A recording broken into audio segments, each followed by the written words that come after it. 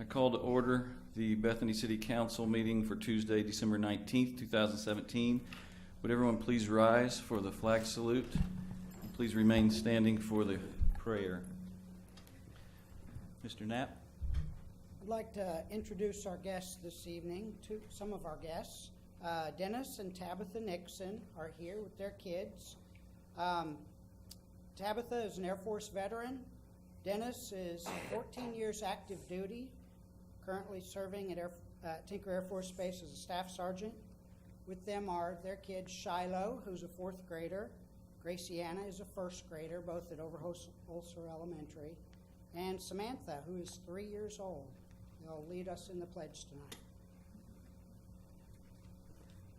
I pledge allegiance to the flag of the United States of America and to the republic for which it stands, one nation, under God, indivisible, with liberty and justice for all.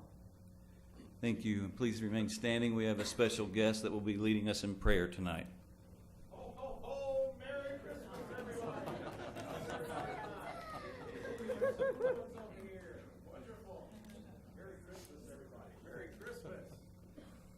Good evening. Merry Christmas. How are you, young man? How are you this evening? How are you kids this evening? Y'all mind if I recognize these kids here real quick? Can I give y'all a little something? Oh, here you go. Merry Christmas. Merry Christmas. I want to pop it. Thank you, Santa. You're welcome. Y'all have a very Merry Christmas.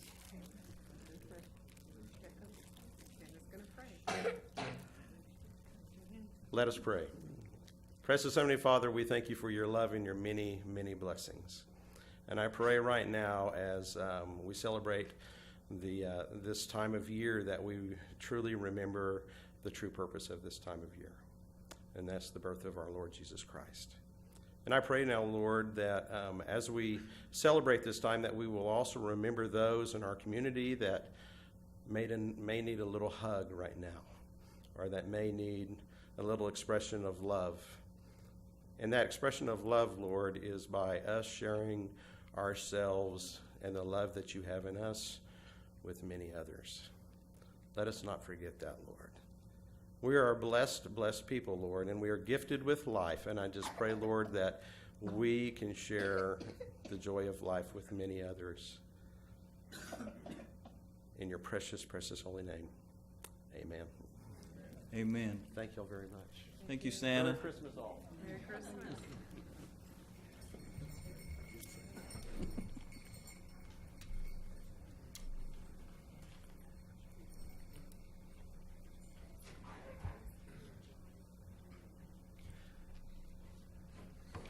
Item 1 tonight is the consent docket, A through E. Do I have a motion or discussion? Mr. Mayor, I have a couple of questions.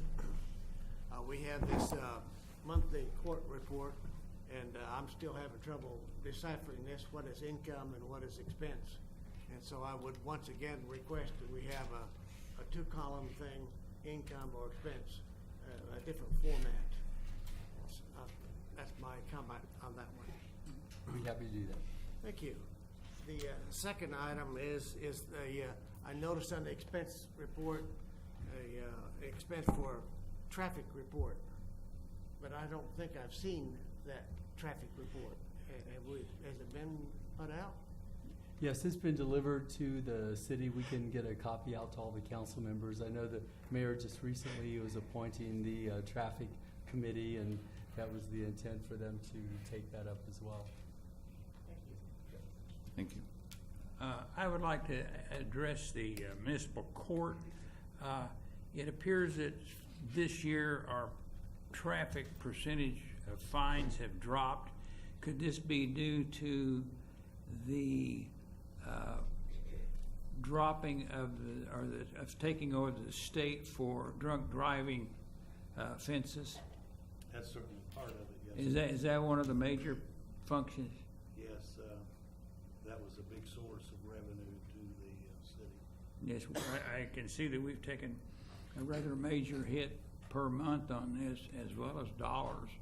Is there any way that we could go to the state and ask them to refund us some of those fines since we're the people that generate them? Well, you know, considering the position the legislature's in right now, I'd say the timing wouldn't be very good to do that. Well, But certainly we could do that, and I know the municipal league opposed this bill initially, and certainly we could, you know, try to rejuvenate that opposition, but it was supported. It was supported by some strong organizations too. Mothers Against Drunk Drivers was one of the supporters of this bill, and I believe the District Attorney's Council was a supporter of it. So, well, I understand there was problems within the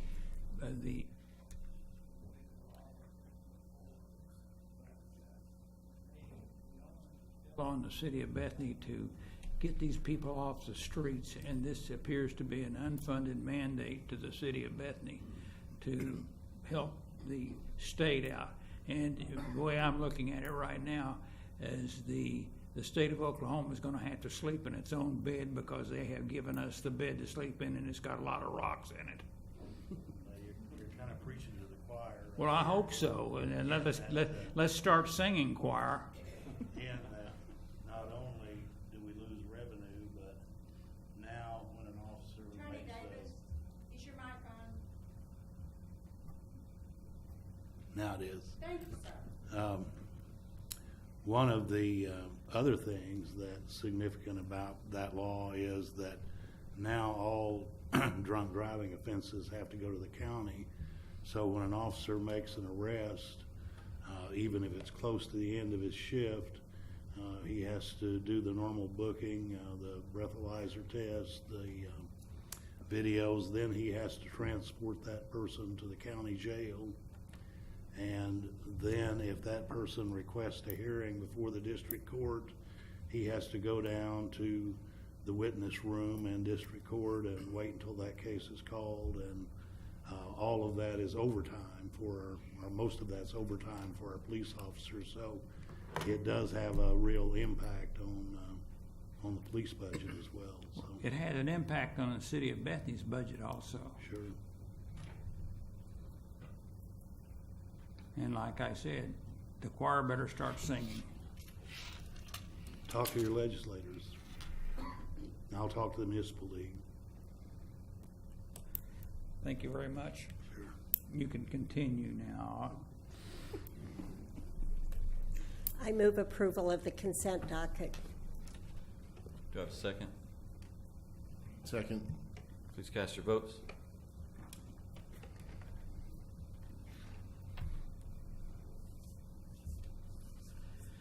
Item 2 is the second public hearing for project plan for tax increment financing district number 1, also known as Waterside Project Plan, located on the south side of Northwest 39th Expressway and bounded on the west by Overholser Drive. Public hearing will be for the city council to hear and to allow any interested persons the opportunity to express their views on the feasibility or desirability of adopting of this project plan and Bethany Tax Increment Financing District number 1. Comments from the public will be heard prior to any action to adopt the project plan and tax increment financing district. We'd like to invite Mr. Allen.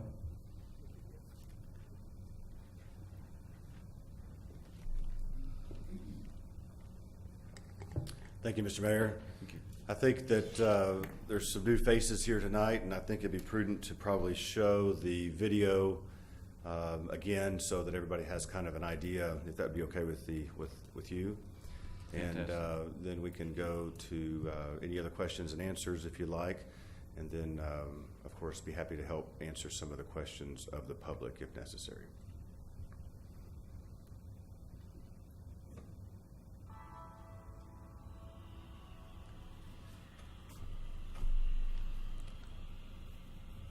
So this is traveling down Route 66, coming from the west to the east. In the comprehensive plan, there's an iconic sign that's desired, and this kind of represents that as a welcome to Bethany. Then to the right, there will be a new signalization there at Overholser Drive and Route 66. And this we're turning on now is to the current Overholser Drive. That'll be retail that will front Northwest 39th Expressway or Route 66.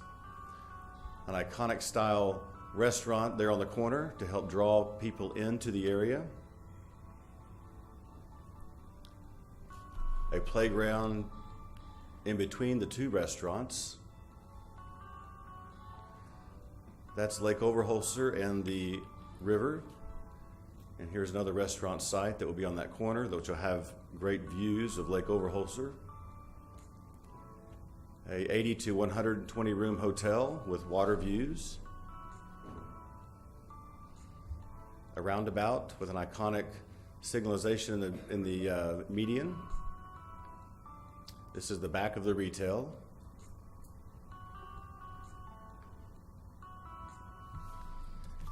This is a medical facility.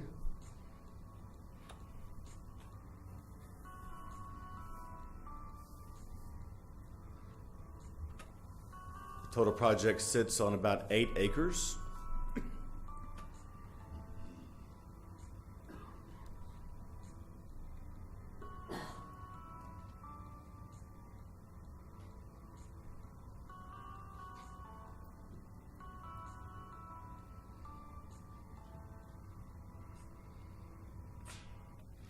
So that's the video. I'd like to address a couple of things that I saw on Facebook this past week, which was some kind of what I would refer to as misunderstandings about what this project is and what it represents. Tax increment financing uses the current property tax to be able to pay for the public infrastructure and development of this project.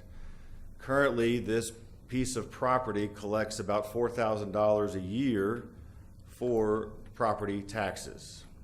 With the improvements, the projected annual tax liability with all of these buildings and developed as you see it will bring in approximately $207,000 per year.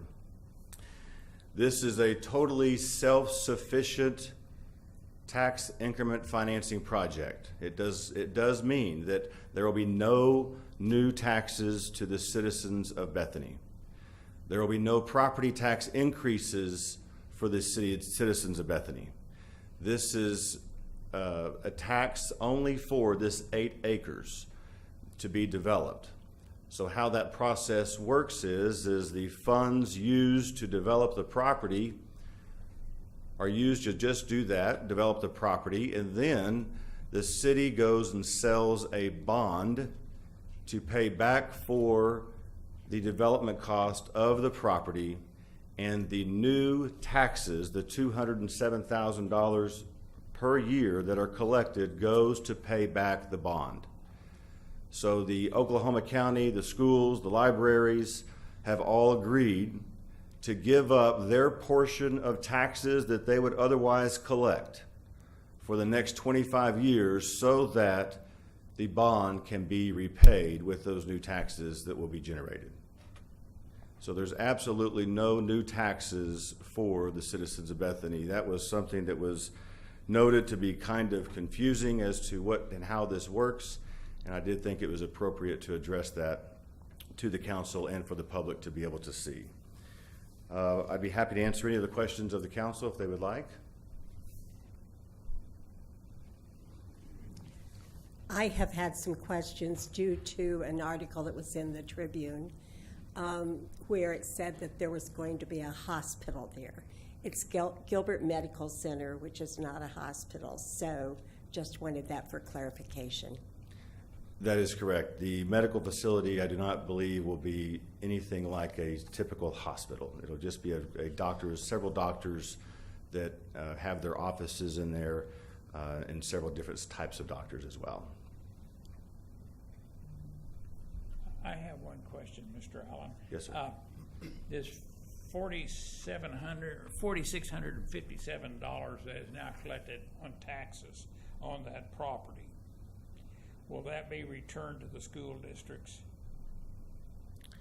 Until this is actually approved, the property tax being collected to date does go back to the school districts and such. However, after and if this is approved and this is implemented, the school district had a representative on the TIF committee, and they agreed to suspend receiving those taxes for this project to work.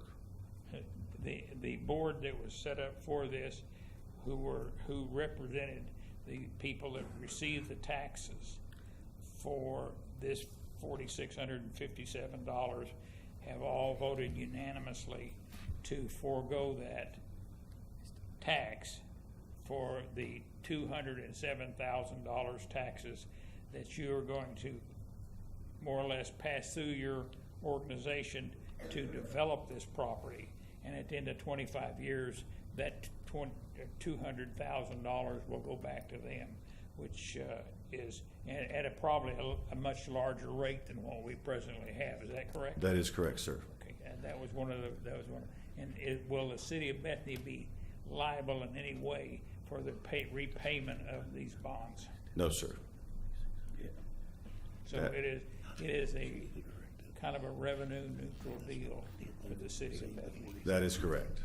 Let me understand, if it's $4,600 that they're receiving now, that doesn't stop, that actually continues on because this TIF locks in that amount for 25 years. So they still continue to get the $4,600. Yes, yes, So that's they correct. still, that's what I was asking, Yeah. they still continue to get the $4,600. Yes. So The key- they lose nothing. Correct, because if this TIF vehicle was not available, this land would probably most likely continue to stay as it is for the next 25 years, as it has stayed the way it is for the past 25 years. And so, yes, the $4,600 that's currently being paid does continue. The difference is what is generated by the new improvements and development goes to pay back the development part. The development part. The key word here is increment. What will be used to finance this project is the incremental increase above what the current tax rate is. So everything above that 4,600 is what's pledged. The school will continue to get, and the School, county and the library. The things that are on the bottom of your tax bill that you just started paying this week will still go back to That's the correct. city for this piece of property. All we're talking about is the incremental increase resulting from the development. Have your accountants had any figures on what this will generate in the way of sales tax and motel hotel tax for the city of Bethany if this is built and carried to fruition? We have not done any projections as to the impact of sales tax. However, at least 60% of this development will be a generating of sales tax. So it will be more than what the city currently collects now. I see.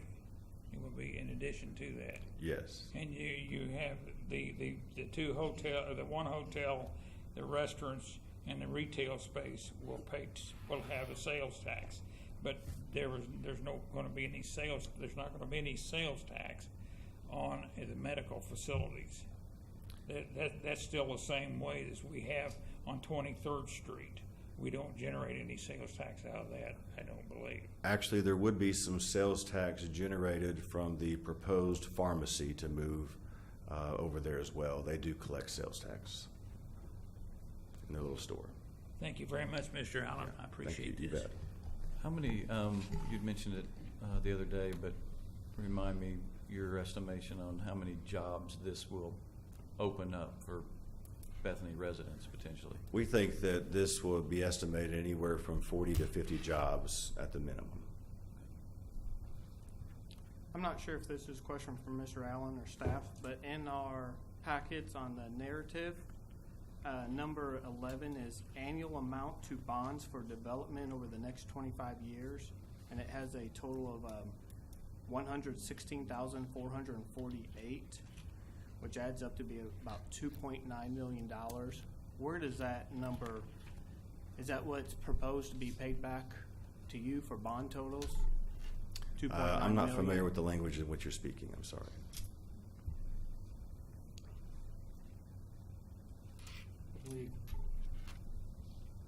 Give me just a moment, let me see if I have that number handy.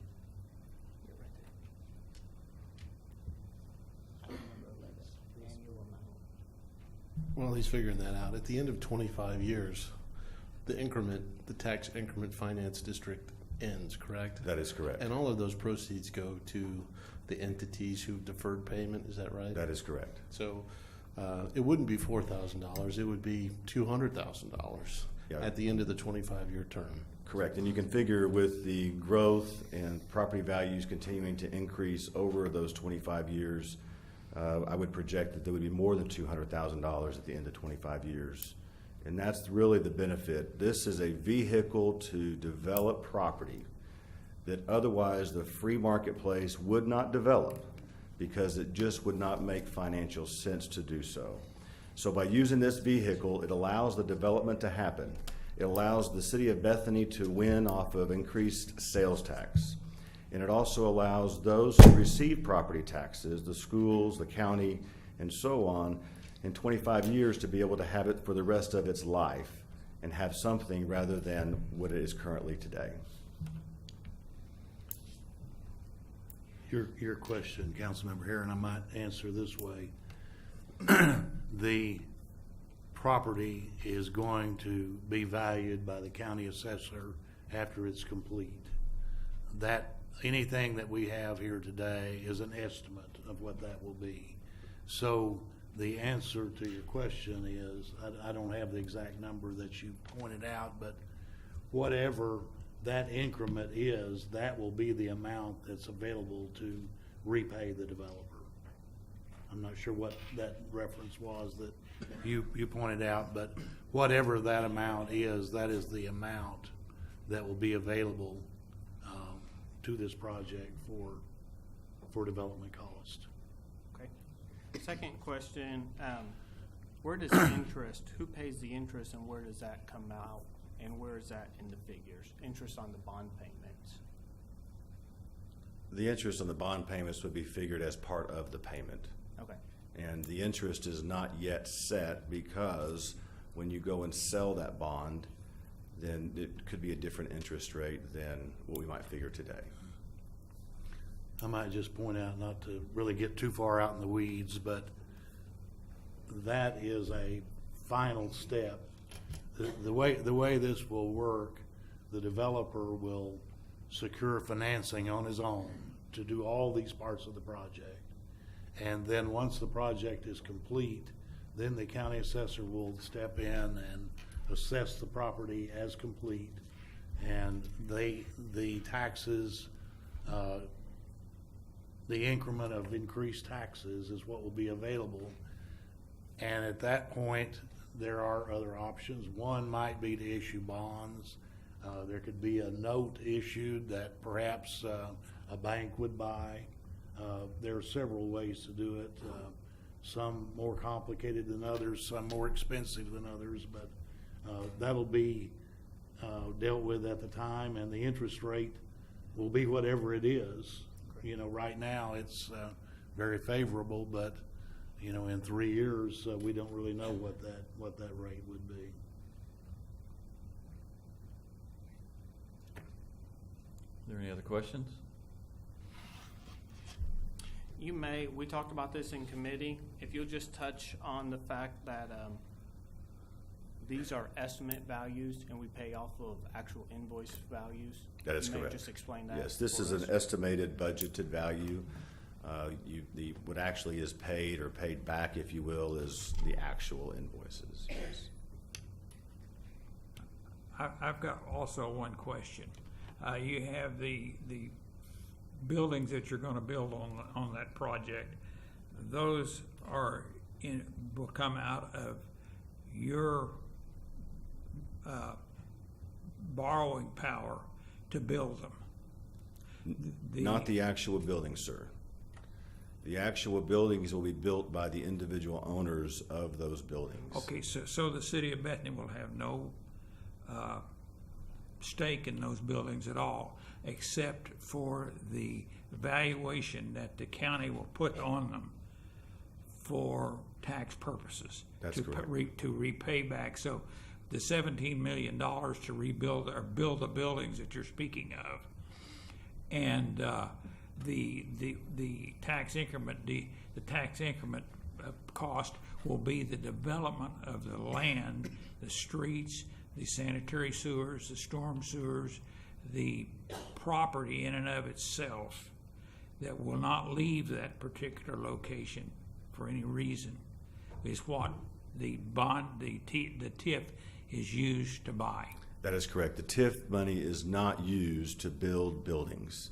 It's used to build public infrastructure, water lines, sewer lines, streets, signalization, things that are needed to actually develop the property, to make it to where individuals can buy the said lots that those buildings are proposed to be on, build their individual buildings that they will actually own, and then they will pay property taxes on those buildings and those lots they buy. And at the present time, you own that particular piece of property. You will not have to buy it. That is correct. We do currently own the 8 acres, yes. You currently own the 8 acres. And if you're speaking of possibly buying some additional land there, that would go into the TIF to enhance the area. Yes, sir, that is correct. There's one little piece of property that is adjacent to this land. It's less than an acre. We've had budgeted a small budget to try to procure that piece of property. If that works out, it will become a water feature and perhaps participating also as part of our detention drainage plan. If that does not work out, then we will work around it and it will remain vacant as it is today. Okay, as it exists today. So there is the city of Bethany under no circumstance will have any obligation to you other than this TIF, allowing you to put the TIF together and sell the bonds for it to procure money to develop the dirt part of the property. Yes, that is correct. And how the process works is if this is approved, I go and secure financing for Bethany Land Development to actually implement the development. So I would go out and borrow the money from a bank, let's just say, based upon these estimates provided, and procure financing to do and implement the actual development. Once the development is complete, to the satisfaction of the city based upon what we said we would do, once the development is complete, that is when the bond would be issued to repay back that development part of it. Has this been used in any other part of the state of Oklahoma? Yes, very much so. In fact, most all of Bricktown in Oklahoma City uses the vehicle of tax increment financing for its redevelopment. Well, I can say that I have been on this council from when the city took control of that property down there, and then we sold it to another developer, and he waited 20 years to do anything with it. Right. And it's been derelict, and it is a key to developing West Bethany, because it is probably one of the very few places that we have for major developments. That is correct. And of all of the problems that I've seen here, certainly do not outweigh the development of that piece of property as a starter for developing all of West Bethany. So, to your point, is yes, this property was sold to some investors out of state some 18, 20 years ago. They were never able to make a development project work. What we did that was different, it would have taken more time to put together this project, is we wanted to secure at least the two major tenants before we move forward. We do not want to develop the piece of property and have it sit vacant for many years to come. So the two anchor tenants, which would be the medical facility and also the hotel, we do have letters of intent of their action of wanting to move forward with building their facilities there. That was a very important part of this project for me. We did not want, because this is the very first TIF that the city of Bethany has ever done, the very first one. And it's my goal, and will be my goal, to make this successful, because if this is successful, all of these other vacant pieces of land that we've had lying around the Bethany area for many years, undevelopable, on the free marketplace, this now gives a vehicle to finally get those developed and bring more people to the city of Bethany and bring more sales tax to the city of Bethany. So by doing and getting the two of the major anchors secured first, we feel like that we're well on our way to getting everything else developed to make this a true success, instead of going in blindly with high hopes and high dreams like the previous developer did and was not able to make anything of it. Thank you. Mr. Allen, I too have a question, and it has to do with the question I asked you last week that you eloquently explained. I appreciated that. But I too have read some negative comments this last week that I feel are untrue. With this large crowd in here, would you mind explaining how the city of Bethany, if in the process of your development things go south and it's not going to work out, is the city on the hook for what's going on out there on that property? So we could paint a worst case scenario of, let's say that the TIF is approved. That allows me to go and secure financing with a financial institution, typically a bank. The bank would then give me and my company a construction loan. That construction loan would be between me and the bank only. The city of Bethany would not have anything to do with that construction loan. That construction loan would be most likely guaranteed by myself and any partners that we may have, but that would be the people that on the hook if anything were to go south. The only engagement from that point forward is after the development is complete with what we said we would do, and to the satisfaction of the city of Bethany. That is when the city of Bethany would assist in selling a bond to repay that development. Then what goes back to repay that bond is the property tax collected from within the 8 acres, the new property tax for the new improvements. There again, the city of Bethany is not at risk. We're not asking the city of Bethany to dedicate any type of their monies from the general fund or any funds at all to repay this bond. Thank you. Are there any other questions from the council?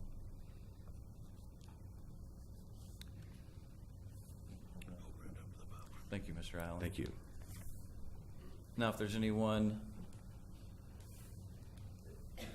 that would like to ask any questions or make any comments from the public, please step to the microphone, state your name and address.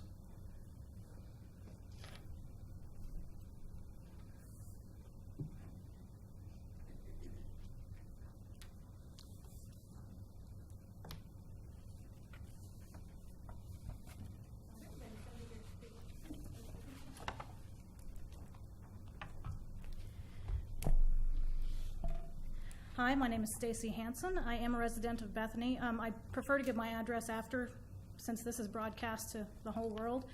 I do live about 5 houses down from the site, and I have, I think, one of the best properties in Bethany where it's not expensive, but my backyard faces the lake. So when I'm in my living room, I see what's going on.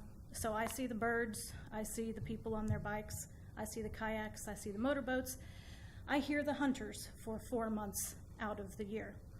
And you're right, this is a unique piece of land in Bethany, and I think it's very important that you get this right. I'm behind the financial part. I think that sounds like a great plan. I think that the proposed project is not right. If you'll pull up that picture, or if you'll look back there, the overhead view, 455 parking spaces. We are looking at a large parking lot with some buildings on it. The developer said that when he approached restaurants, they said, "How many people can you guarantee me we will have come in here?" And he said, "I don't know." So he went and talked to the medical center. But I would say, how many people, who can we ask? How many people ride their bikes there? How many people are there hunting? Did you talk to the sup rental truck? Did you talk to the boathouse? There are ways at getting at the numbers of people that come out there. And they're not coming out there to go to Dollar Tree, okay, or to stay in a hotel. He also said the only way that this is going to work is if it's a tourist destination, but then he's going to put a medical office there. So some of this plan really just doesn't, it sounds great. It sounds great. Let's capitalize on the Route 66 theme.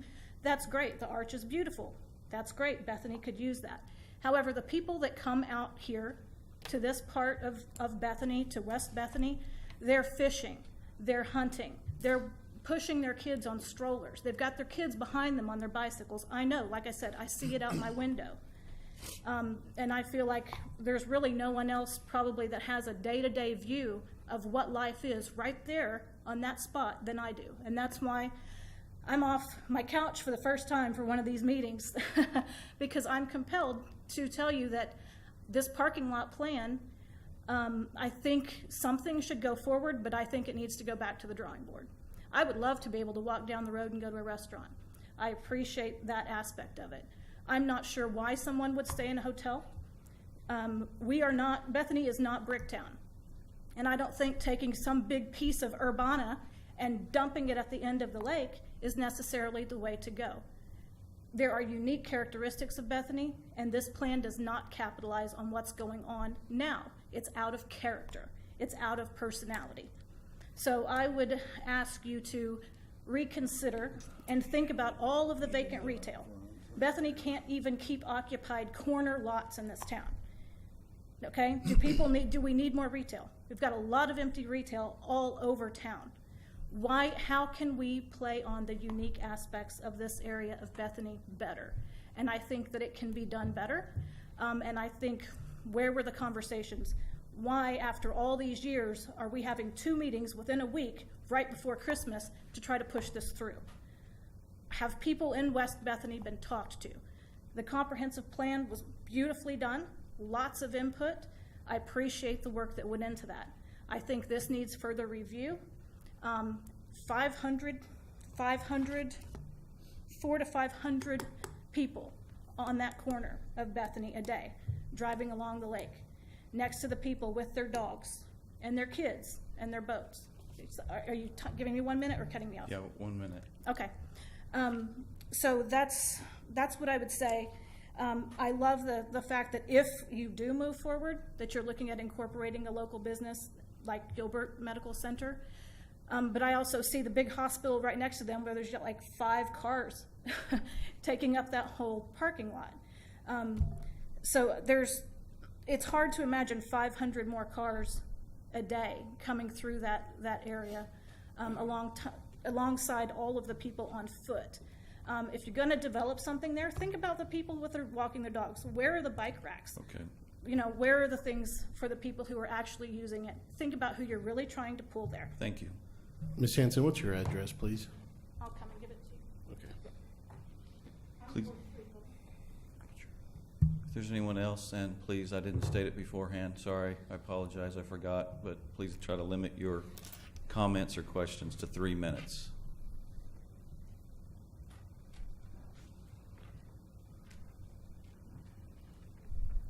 Kemp Price, 4608 North Wheeler.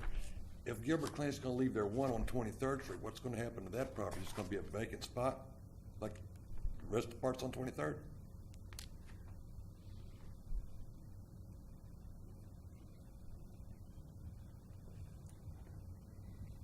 Kathy Larson, Brownsville Lane, Bethany. In reading the fine tooth And Exhibit B, 20 years rather than 25 is on there. I don't know if that's been changed. And in section 3 or 4, there's still a reference to sales tax. That's all been changed. Oh, okay. I just want to be sure that that was included tonight. Thank you. Thank you.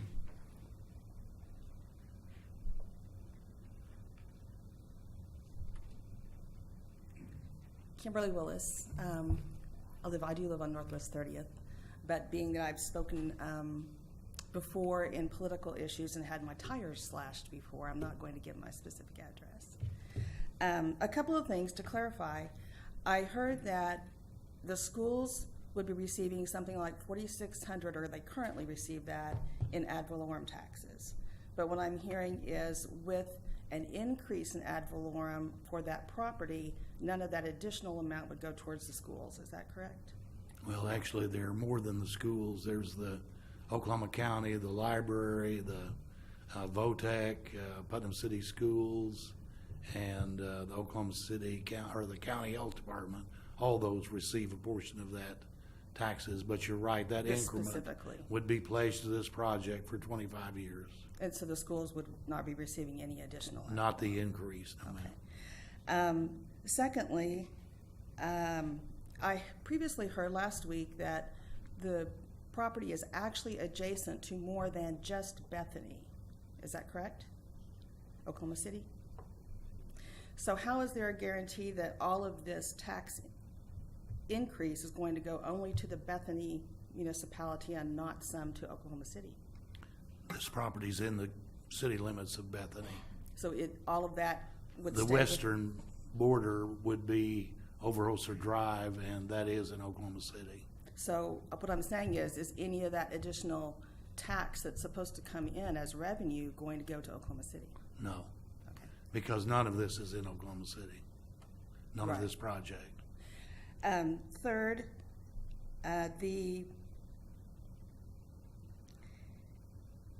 I have questions about why in the current state of revenue for the country, the state, for the city municipalities, why the city would encumber a 25-year plan with the belief that in 25 years that property is going to be in perfect condition. And because what I heard was none of that would be recoverable until that 25 years were up. Is that right? I'm not sure I understood your question, but Yeah. the increased increment of ad valorem taxes for 25 years will be pledged toward repayment of the development cost of that property, and it won't go to the taxing entities I outlined just a minute ago. So, but those taxing entities were involved in the preparation of this plan, and it was approved by that group. Well, like was mentioned before, I do think that a restaurant or something with more of a Bethany feel is a wonderful idea. I just don't think that the TIF district financing, to me, I believe there is not a good plan for the city. And really, in all honesty, with what is current, with the medical center being a prime focus there, I just think that with what's going on at the State Department of Health, that could involve the Oklahoma City County Health Department, 3 minutes are state up. budget, that I think that we're looking at some serious financing issues, especially in light of current investigations. Thank you. Is there anyone else?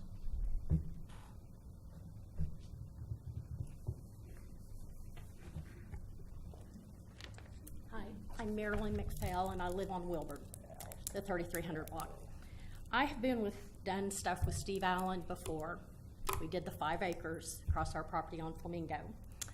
He sat on our city council, did not live in our city. He lived on 21st, and he did not live in our city. So I have a really big problem with somebody who doesn't live in our city saying they sat on our council and they didn't live in our city. But then on the property out there on 39th, he owes back taxes on that property for $5,515.31 from last year, and I'm not sure if you all knew that. And then also, I just don't think our city needs to be getting a bond issue and having to think about paying something off for 20 to 25 years. Because what if it doesn't make that? Then we're on the hook, correct? No. We're How? not. You want to explain that? Can you explain that to me, how we're not on the hook? The after bonds it's will developed? be secured by the ad valorem taxes, and they'll be issued by the Bethany Development Authority, which is a public trust, so the city will have no responsibility even if those bonds defaulted. So then what happens to that money? I mean, you can just default on them? What happens If you don't have the money to pay them? I guess the bondholders wouldn't get paid. Okay. Yeah, they're assuming the risk in it. Okay, the bondholders are? Yes. Okay, that's just, and then on the ad valorem, when we're paying for one thing, are the other people not, like the library, are they not getting paid? Like, are they not getting as much ad valorem? Maybe I can address that. So the ad valorem will remain the same for all the current taxing entities. The $4,657 that's been talked about tonight, that will stay the same for the next 25 years for all those entities. It's the additional revenue that's going to be Okay. generated from the development that will go to the bonds. Okay, thank you.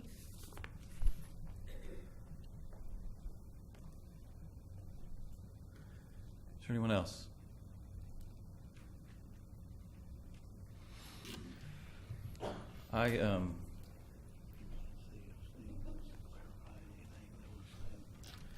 Steve, would you like to clarify on anything or touch on anything? The property taxes that were spoken of earlier as being unpaid is incorrect. Those have been paid. Thank you. Thank you.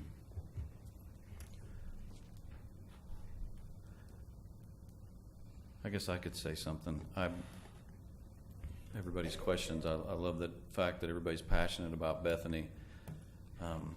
Like myself, I'd just simply like to say that if we keep doing what we've always done, we're going to keep getting what we've always got. And this has successfully worked for Oklahoma City. I bet everybody in this room has been to a restaurant in Bricktown or somewhere. And it's time Bethany steps up to the plate and starts trying to reach our greatest days ever. And so I appreciate the fact that we have a developer willing to put skin in the game and put his name on the line and already has $500,000 invested in this thing, and he hadn't even got this thing voted and approved yet. That means something to me, personally. I would just like to comment as someone who works with tourists coming through the area, that that's the destination we're wanting to get into our community. The people that are driving through as they're touring Route 66 and as they're going through the area, they're not stopping. Those motorcycle clubs, the car clubs, the buses, they're not stopping. And that's the destination that we want to capture with the restaurants and other development in the area. I would like to move to approve ordinance. Hold on. Go Hold on. ahead. I'm closing the public hearing. Okay.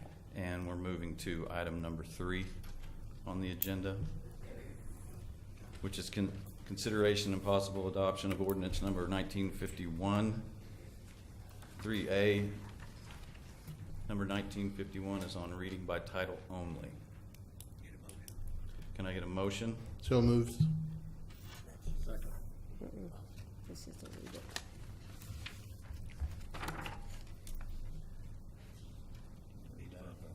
Please cast your votes. And I'll read that ordinance title.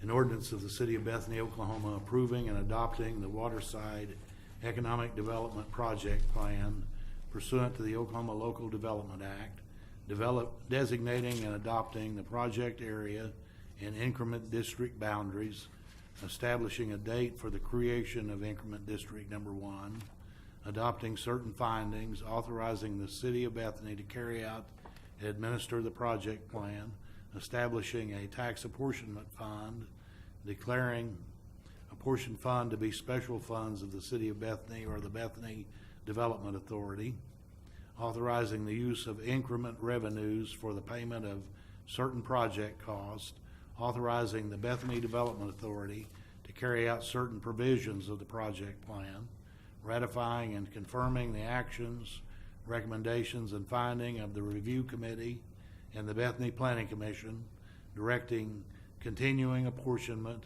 providing for severability, and declaring an emergency. And this ordinance has 15 enacting sections, which would need to be voted separately from section 16, which is the emergency clause. Mr. Mayor, I'd make a motion to approve sections 1 through 15 of ordinance number 1951. I second. Please cast your votes.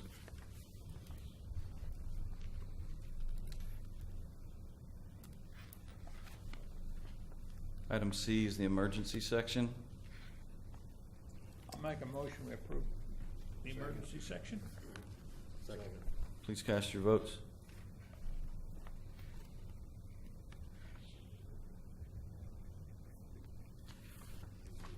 Sir, I'm sorry, I forgot to address you right here, your question. What's happening on 23rd Street? Like, is that going to create a vacuum? That's exactly one of the reasons that we've created and pushed forward on this 23rd Street vision, is because we know 23rd Street needs some attention and it needs to be revitalized, and so we're trying to get ahead of that with this plan. Did you have a comment? Thank you, Mr. Mayor. I would like to congratulate Mr. Allen and the folks that are working with him on this project. I know this has been months and months and months in the coming. I just want to offer a couple of assurances. We have looked at this kind of inside and out. The risk to the city is little to none. The risk, as we mentioned earlier, is assumed by the bondholders. And so what this shows is they have confidence in the project and in the developer, which also you can in turn, the developer has confidence in the economics of the area and also in Bethany, and that bodes well for us and for our future. So we did recommend approval on this project, and I'd like to congratulate the City Council on this decision and then also the developer as well. Thank you.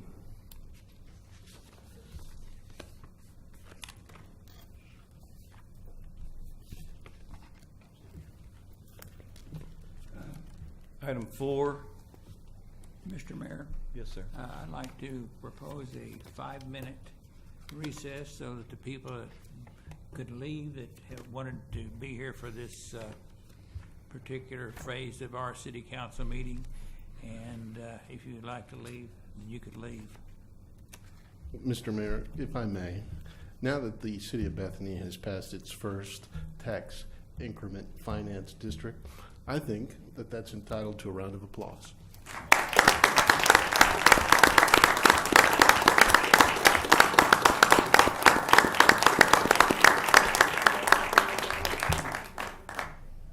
Five-minute recess.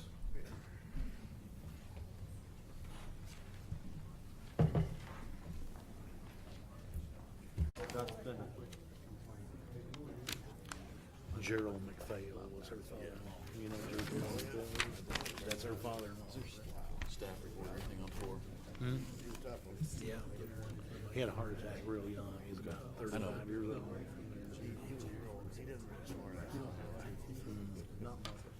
I think both of them want to know what's up with it.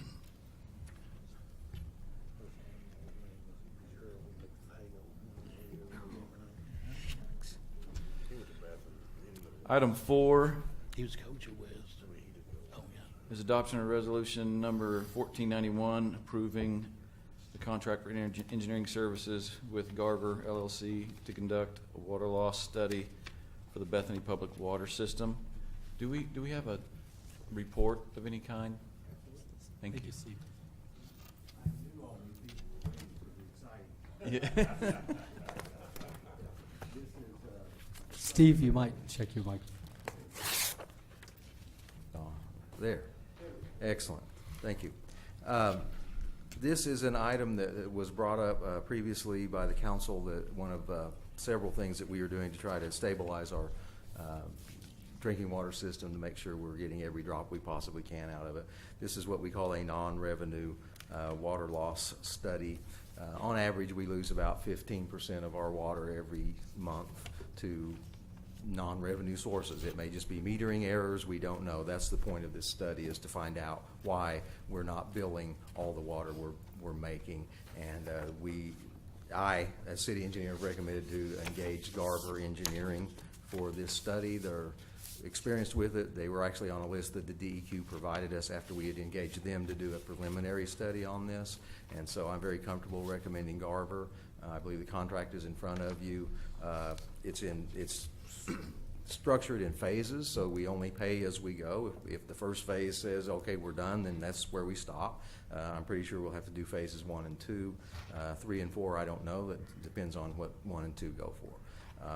Again, I'm very confident that Garver can do the job. I'm confident that they can do it in a timely fashion, that we will have some results that we can work with, hopefully by this summer peak. You've got the contract. The narrative talks about the 5 phases and the relative costs. It should be less than $90,000 if it goes all the way to the end. I anticipate it may be less than that, depending on the meter results.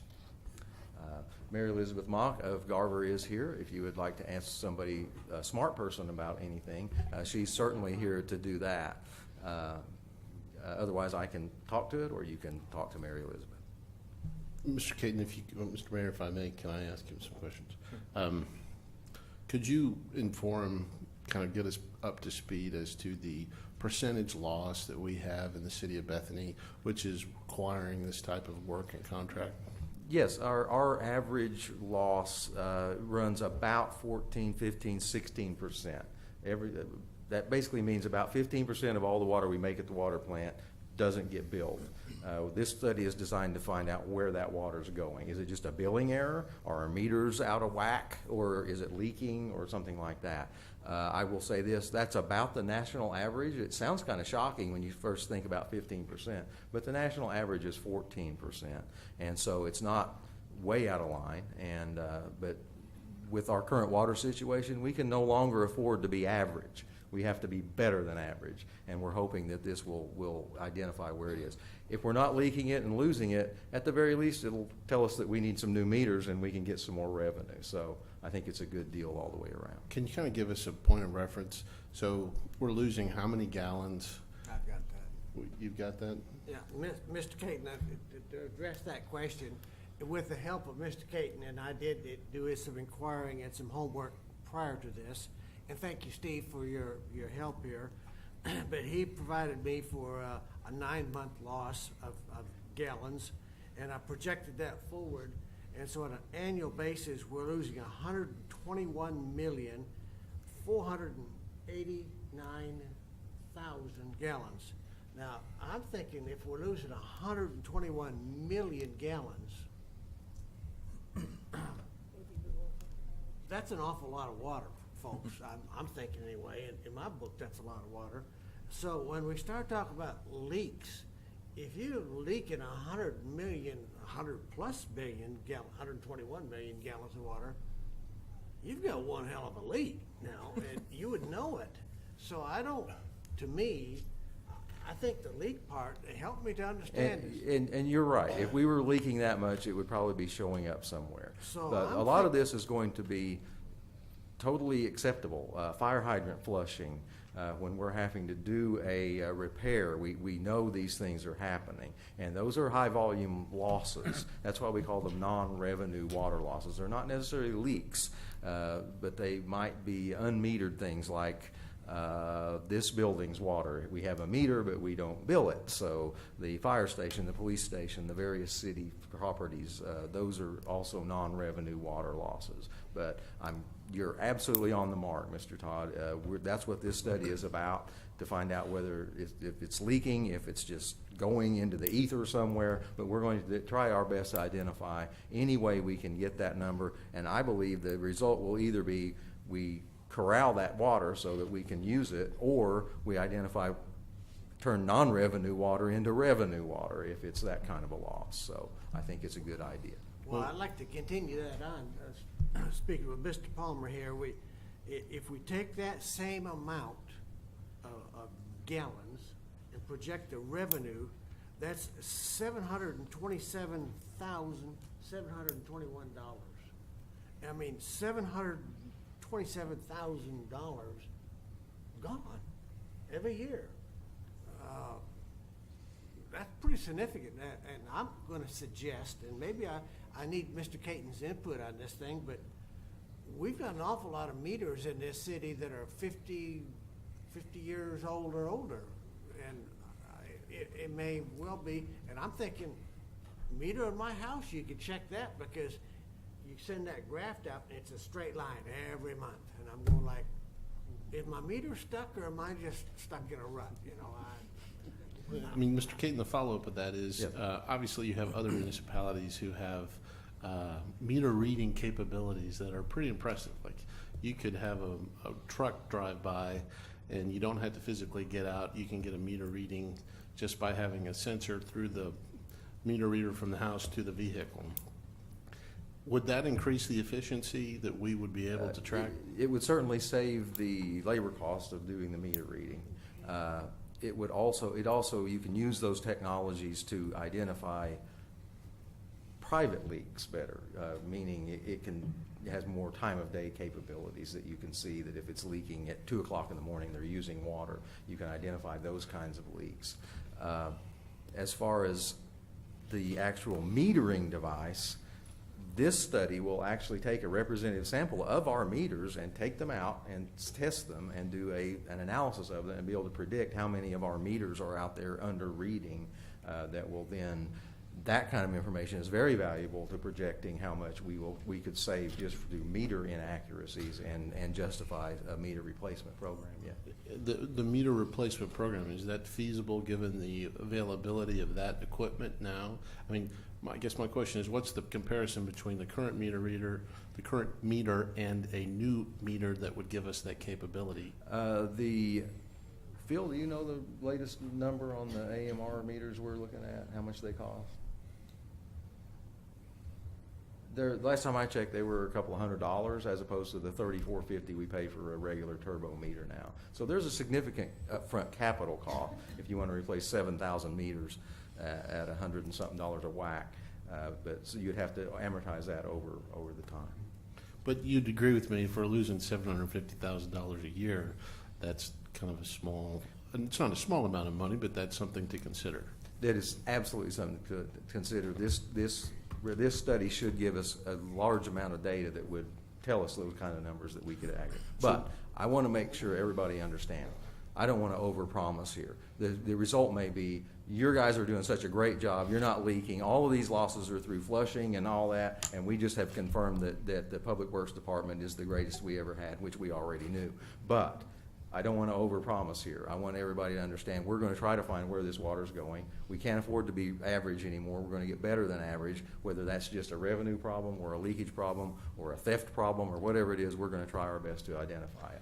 And that's consistent with everything we've done on this water problem up to now. Once we get this report, we can determine the feasibility of replacing It these will meters. certainly give you more data that would give that a good go, yes. Most of the grants, unfortunately, are for towns less than 10,000 people. So I talked that over with those guys, so I don't know whether we could get one or not. Actually, you're right, the grant for this part, the meters themselves, we might be eligible for some grant money. And these kind of numbers will help us with that. So we could get a grant to pay for the study, is that what you're saying? No, we're too big for the study, but the meter replacements themselves, we might be eligible for. Is that something you'd be willing to look into? Absolutely. Mr. Caton, I have yet another question here. You've broken this down into a 4-part series here.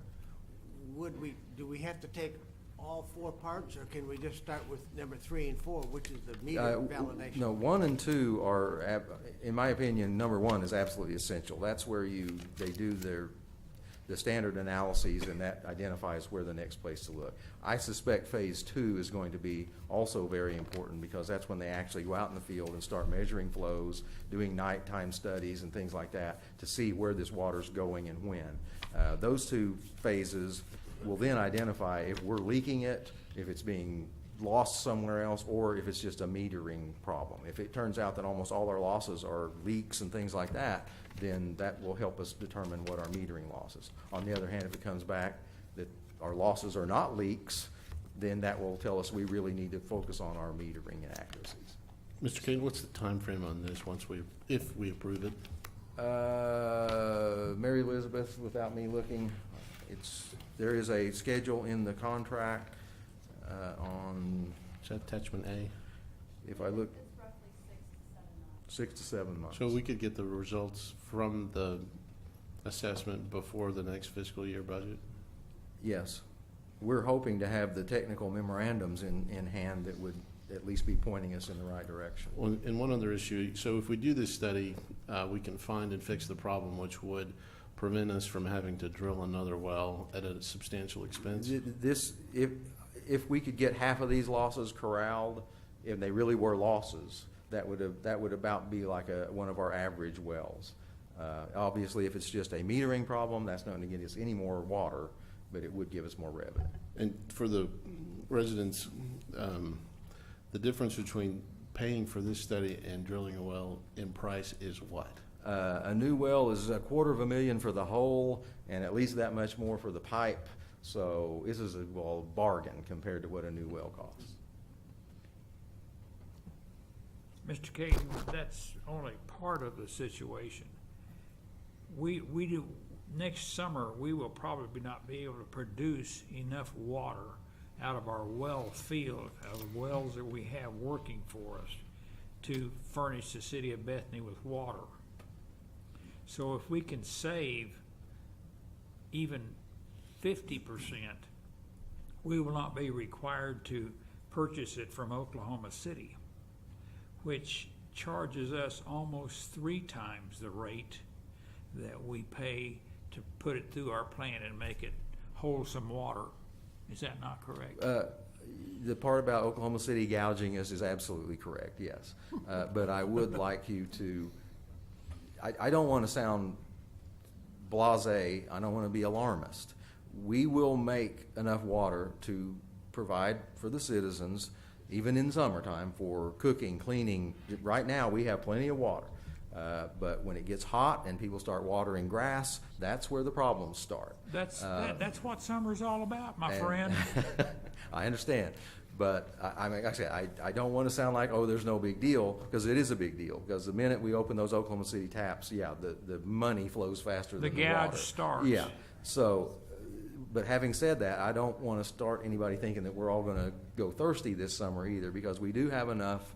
It's just we're down to where our operating reserves are very limited right now, and that's where the lawn irrigation is really going to be critical. So yes, if we could save some leaks and save some money both out of this study, it would do us a lot of good on all fronts. This study's a no-brainer. We have to start somewhere to come up with a solution of not having good water to put through our water plant. And this is just one of the things we are doing to move towards exactly what you're talking about. We're looking at drilling more wells. We're looking at different methods on our existing wells, and this was one way that we thought would be fast and relatively inexpensive to identify another way to make sure our water supplies are secure. Mr. Caton, you mentioned gouging. That's kind of a fascinating term. It's my understanding that the city of Oklahoma City charges us $7,678.92 a month just to have the right to turn on that faucet to get their water. Only if we don't use any. If we start using it, then they really start going, yeah. So that's not even a drop of water in the Bethany system. That's just the right to buy Oklahoma City water. That is to have their system available if we need it. What yes. you're saying over there is if we could cut off Oklahoma City altogether, we could pay for this water study out of this one thing. It would be a no-cost deal. Like I said, it's a no-brainer deal. Well, Mr. Shirey, the ultimate expense, if you really want to know, for the water study is $87,710 in 5 increments. I just mentioned $7,678 per month. Yes. So you can take those numbers and, you know, come up with whatever you think. Bottom line is, this is a good deal for the city of Bethany. Bottom line is, Do it. Mr. Caton is the smartest man in the city, and if he suggests maybe we should be doing this, I would think we should probably be doing this. So- Well, I move we approve resolution number I'll second that in a 1491 minute. as presented. Please cast your votes. Thank you. Just to supplement something Mr. Caton said. Is there an emergency clause on that? No. Your staff is working diligently to explore every opportunity to obtain new water, and they're not leaving any rocks unturned. So just discovered some new things this week to look at. So, you know, it's not all negative, I would say. And maybe if I could add one thing too, Mr. Mayor, the Public Works Department has begun the process of studying AMI, automated meter interface, and they have begun collecting data. So we are on our way to a study. So hopefully that will dovetail real nicely with the completion of this study as well. Item 5 is adoption of resolution number 1493, approving change order for library construction contract with Shiloh Construction, approving change order with Dewberry Architects for design services for playground area around library, and approving budget update for library construction project. Do we have a report, presentation? Mr. Mayor, I believe we've got 2 or 3 parts to this particular item this evening. I believe the first part is a presentation by the playground okay. folks.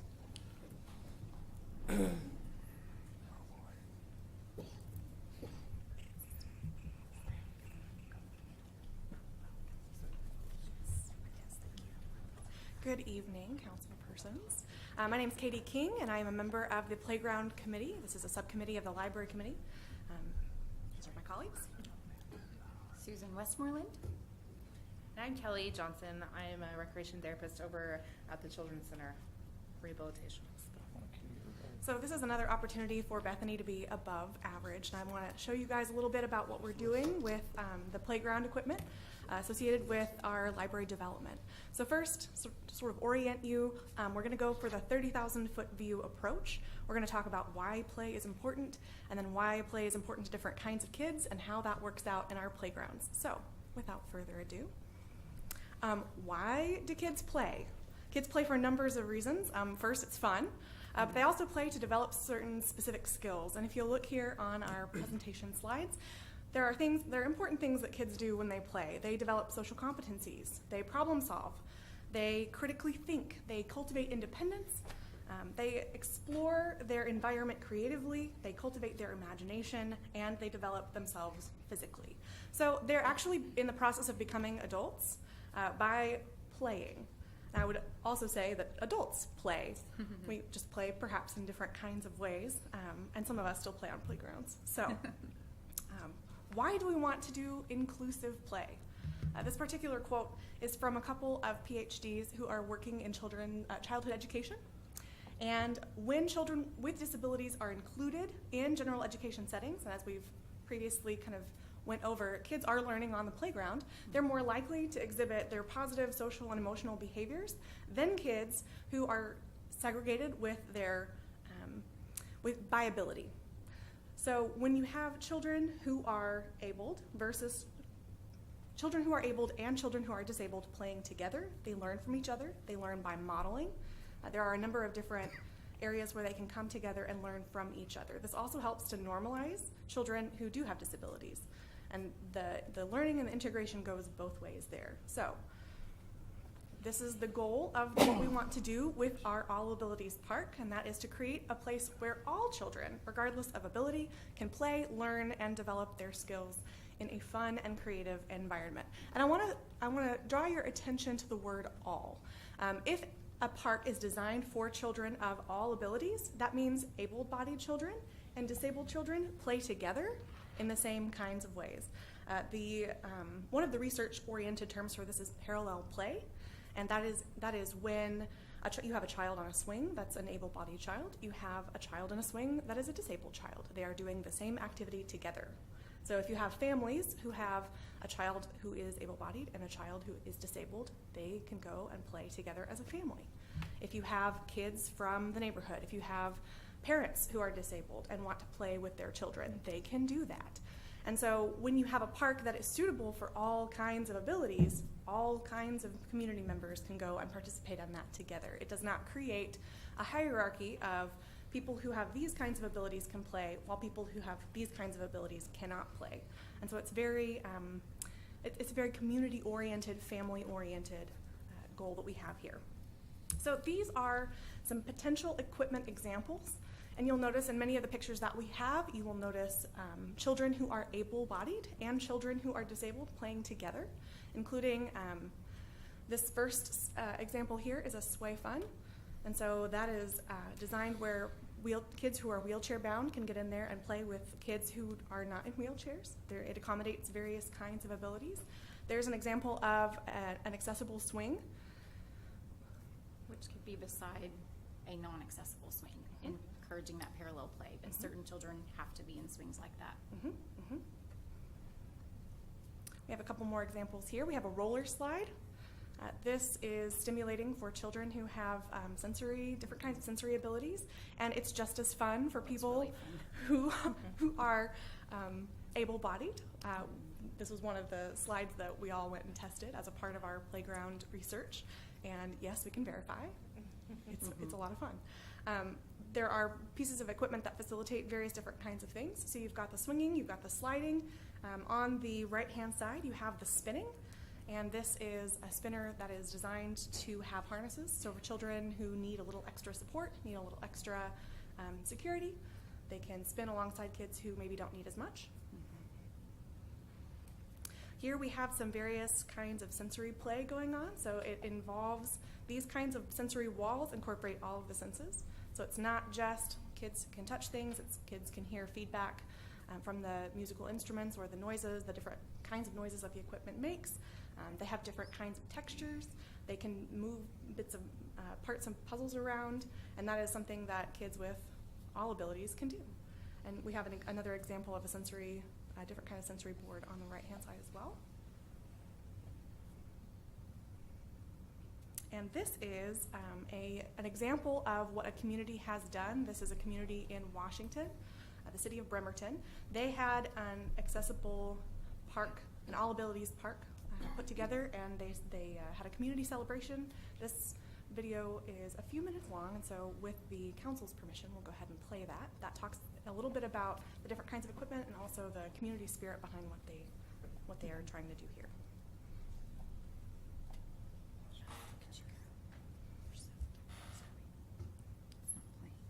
It's playing it, but I mean the volume.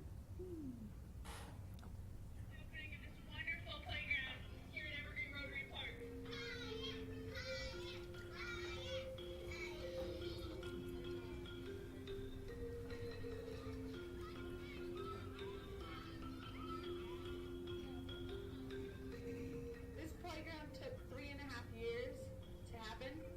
It started in February of 2011. So in a cold, dreary, misty time, saying we need a place to play. And in the 3.5 years, we've had a crazy adventure of learning a lot about accessible play and what beyond accessible play would mean. It's been a great journey. Oh, our goal is just to allow everyone to play. We don't want to have any barriers, any boundaries, anything that keeps a child, adult, of any ability to get to the playground and enjoy that freedom of movement, of experience, of fun with their friends, with their family, with their community. 5, 4, 3, 2, 1, no more barriers! Every piece was selected purposefully. What play value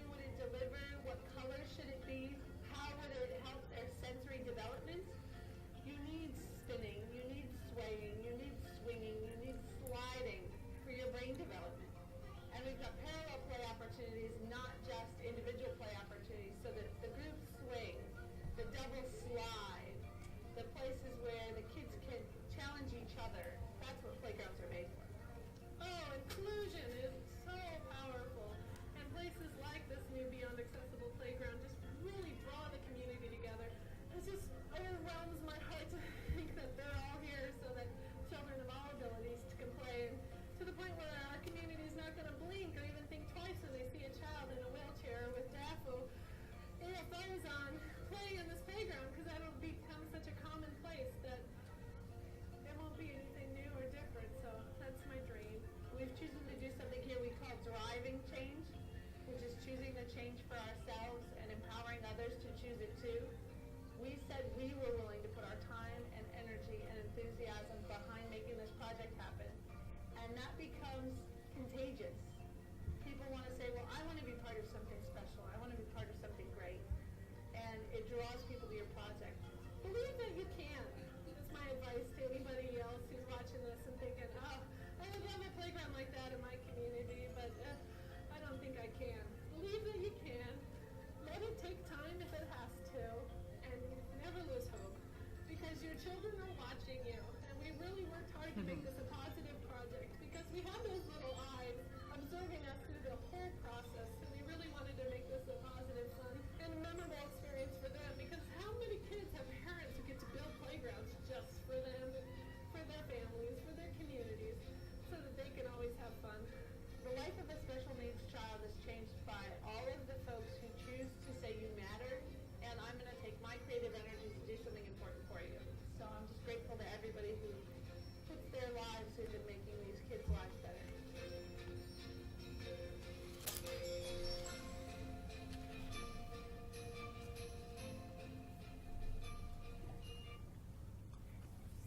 So that is what we are trying to do. We are trying to put our energy and creativity into turning this park into a place that works for everyone in our community.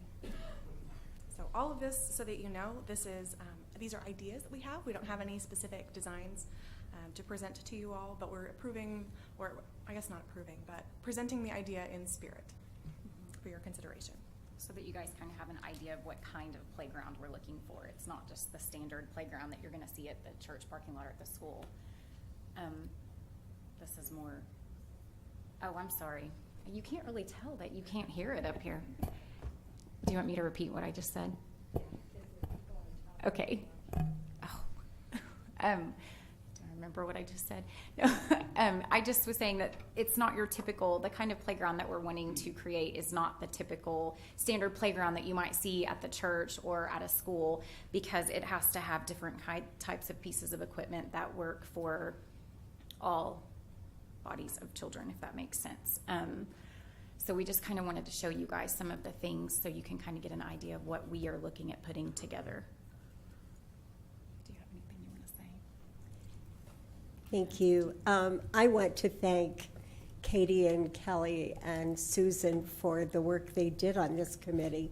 Because of their expertise and their backgrounds, the library committee asked them to go look at playgrounds and see what worked and didn't. So they visited playgrounds, and they already have the background of knowing the needs of the children with special needs.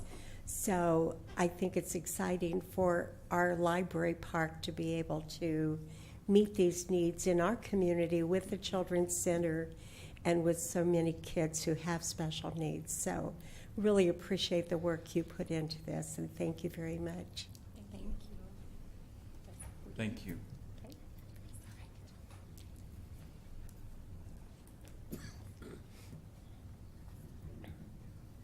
Yes.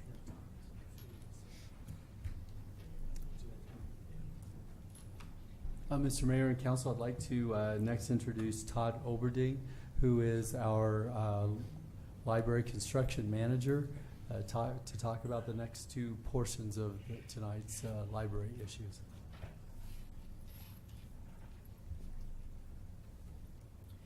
Thank you. Thank you.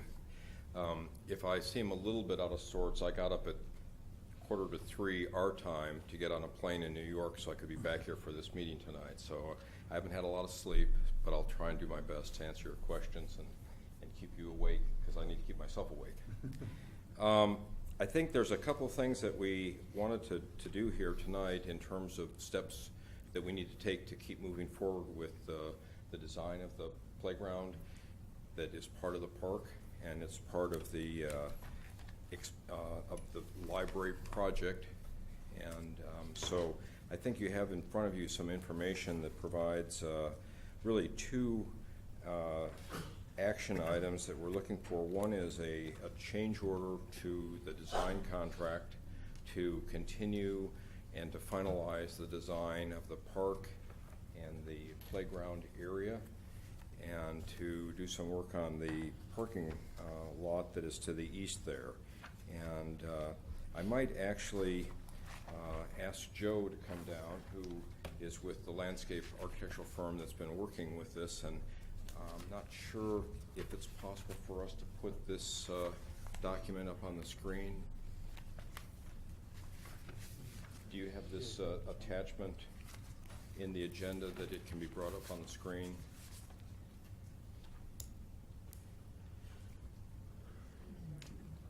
Do you have that? It's this one right here. Oh.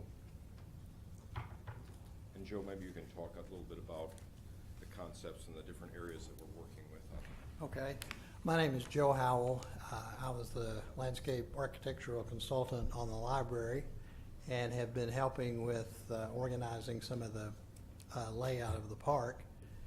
And that is a diagram that we've done showing generally how everything would be arranged. You see on the far right-hand side is the existing parking lot, but it would be redeveloped and expanded, so there would be actually more parking out there. And we've dedicated quite a few spaces to universal parking because that's one of the main reasons for the playground. And then you can see the playground right to the left of that. And that's a tentative arrangement based on some thoughts that the playground committee has had, and that's going to be subject to some change depending on what the final selection of the equipment turns out to be.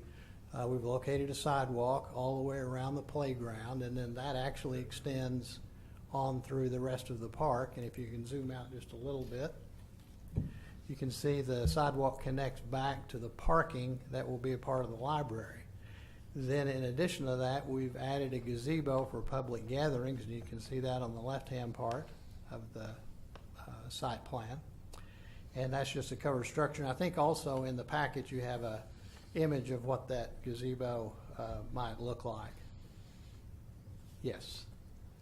And so that would be just for presentations, kind of a band shell setting in the park to provide some shelter for that.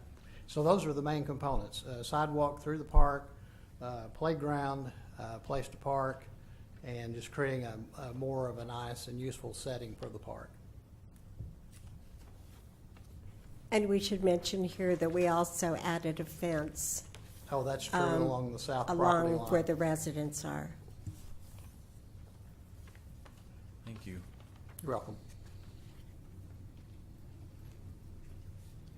So to expand on that a little bit and to provide some background for the change order for Dewberry, then Dewberry has been working with us for the last month or two to kind of formalize this information that was just presented to you by Joe.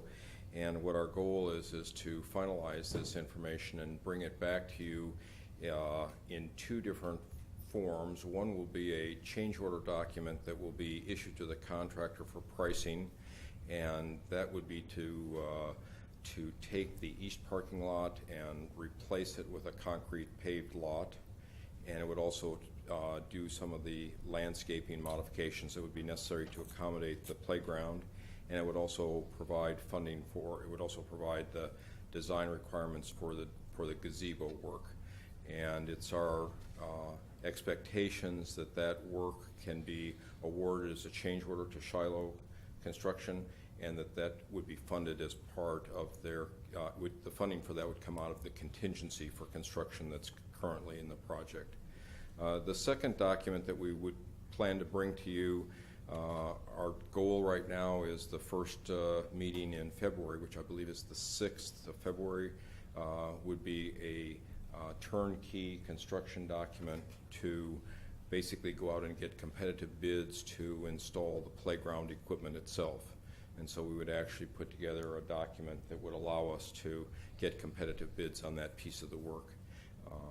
And that there's some flexibility in that date, and it depends on how things go over the next 30 days during the design process. So the change order that's proposed here for Dewberry then provides the final design for those two pieces of work, and we're asking for approval of that this evening. And then I think that maybe at the same time I can go ahead and talk about a couple of change orders for Shiloh. Shiloh is the general contractor that's building the library right now, and there are two change orders, or there's actually one change order that's made up of two pieces that's before you tonight. One is a credit for excavation of select fill that was part of an allowance that was included in the contract. We weren't clear during design on what the dirt conditions were going to be, and so we included in the design documents an allowance to facilitate that work if it was needed. And once we got to that area, we found out that we don't need that, and so Shiloh has offered a credit of $72,000 to delete that requirement, which is identified in their contract. In addition to that, there were some changes to the slab design that were facilitated by the better soil conditions than expected or feared that we might have, and so there's also a credit offered of $56.86 for a total of $72,686,000, which would be a deduct change order to Shiloh's contract. Would you repeat those figures? Sure. They show up on the page behind the narrative there. I think it's 77,000. 77,686. It's on page 2 of the narrative. It's Exhibit C, and it has some yellow highlighting No, on it's it also in our also packet. right here. Okay. You've never seen one before, Phil. Yeah, I haven't. Credit. This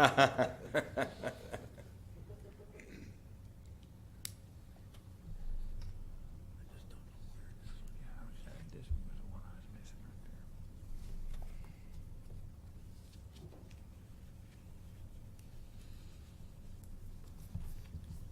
there. Would you like me to repeat those numbers, or did you find it? I found them. Okay.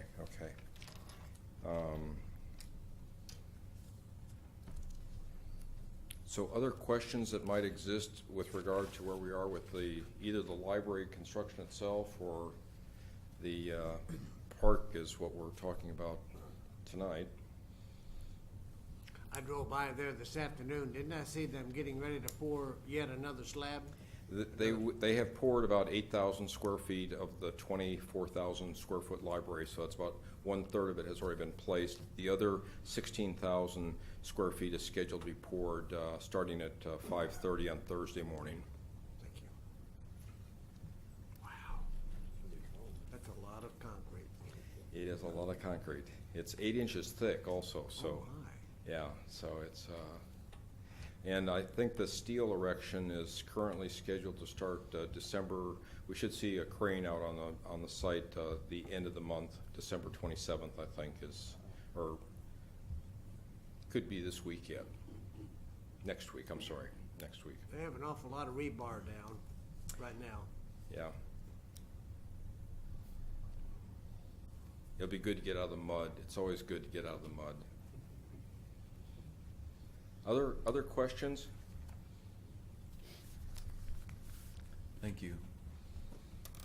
The resolution before you approves both of those change orders and amends the library budget to include the design and the playground.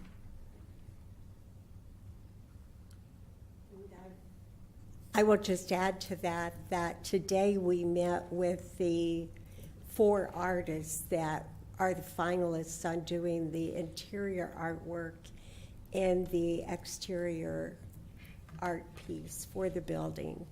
And so they're now working on their design and will come back on January 19 to make their presentations on the artwork. So there will be an exterior sculpture, and then the interior will be between the children's and the adult area.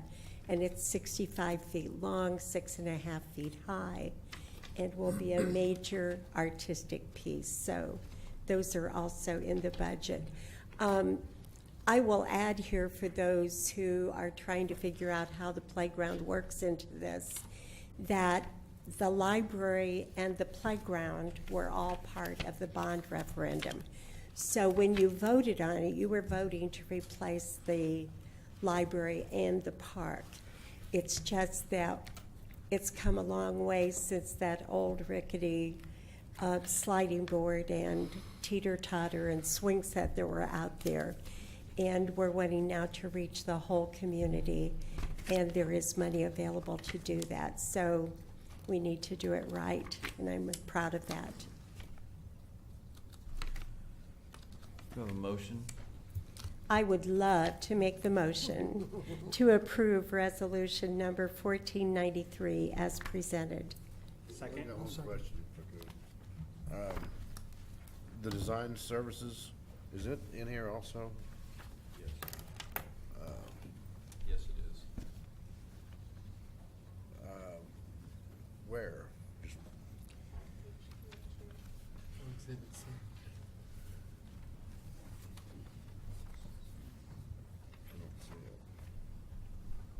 I see I see the changes, I just don't see that, adding that, the design services.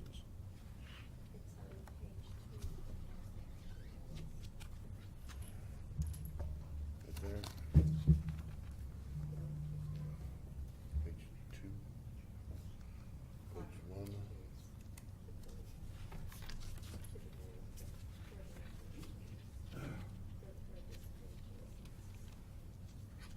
Right, I'm looking for the dollar amount. I'm looking for. Well.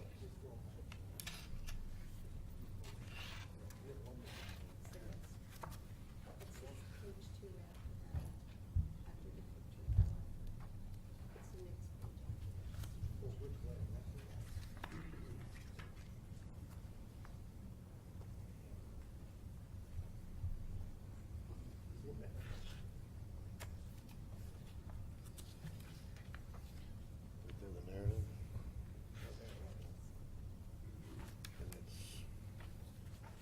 And that's the design right there. 56,000. So in the actual change order, I don't see it. Where is it in the change order? That's toward the back of all your exhibits. I think it's listed as 3 of 3. One of 3. Let's see. Well, I'm looking at the actual change order right here, and it just shows credits. And when you look at the explanation, it's adding, it doesn't add up to me. I'm not sure that I don't have page numbers on the bottom of my agenda that I printed off here, but are you asking about the design change? Yeah, I see where It's the actual change order itself. It's exhibit, that whole exhibit. It's Exhibit B. there. Exhibit B is the change order for Dewberry for the additional design services. So the AIA change order is not the actual change order. Page 35. This change order we're talking about right now is the 5,000 or 5,738,000, and reducing to 5,666,000. Yes. That's the change order to Shiloh. Here it is, right? We have a contract with Shiloh. Okay.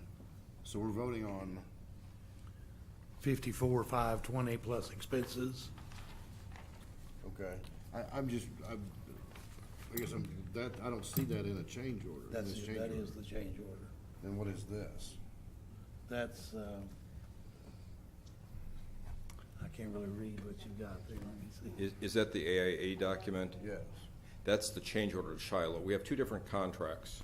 We have a contract with Dewberry for design services, and we have a contract with Shiloh to do the construction. That document that you're looking at there, that AIA document, is a change order to Shiloh to delete the dollars that we talked about earlier for the 77,000. Okay, so we're dealing with two And this change- is the architectural. Two different change orders, that's correct. Okay. That's the architect change order there. So we're actually And taking that's one the away amount and we're adding there. one, okay. Gotcha. I made a motion that needs a second. Yeah, John seconded it. Can we have some discussion? Sure can. Thank you very much, Mr. Mayor.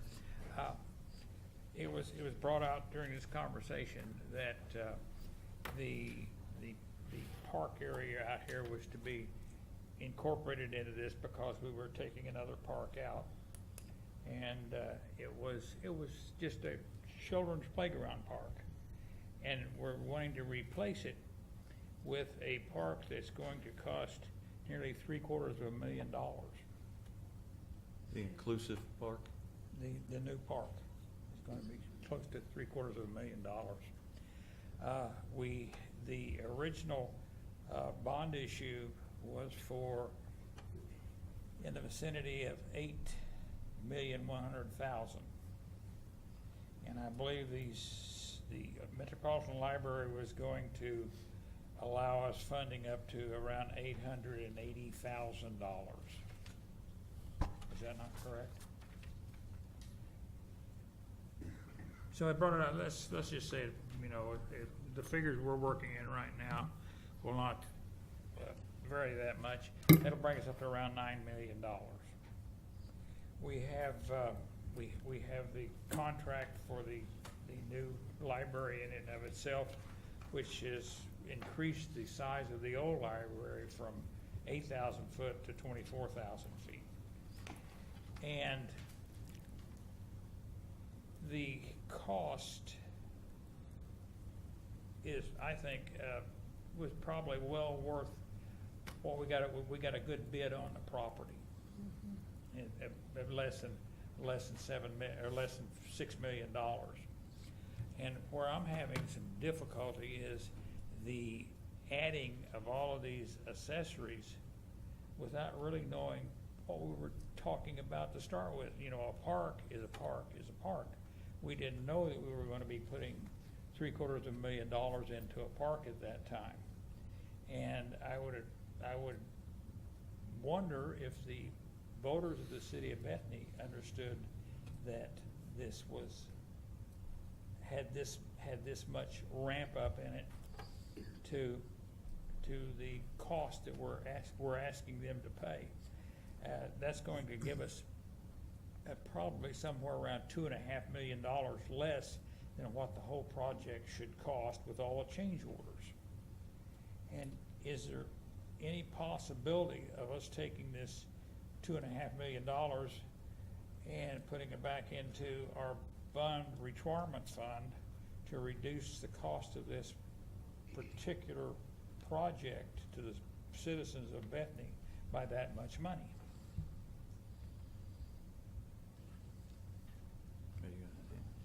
Mr. Mayor, maybe I might suggest that Todd talk about the project contingencies and maybe provide a little clarification on those. I'll do my best. I'm not sure where the $2.5 million number is coming from.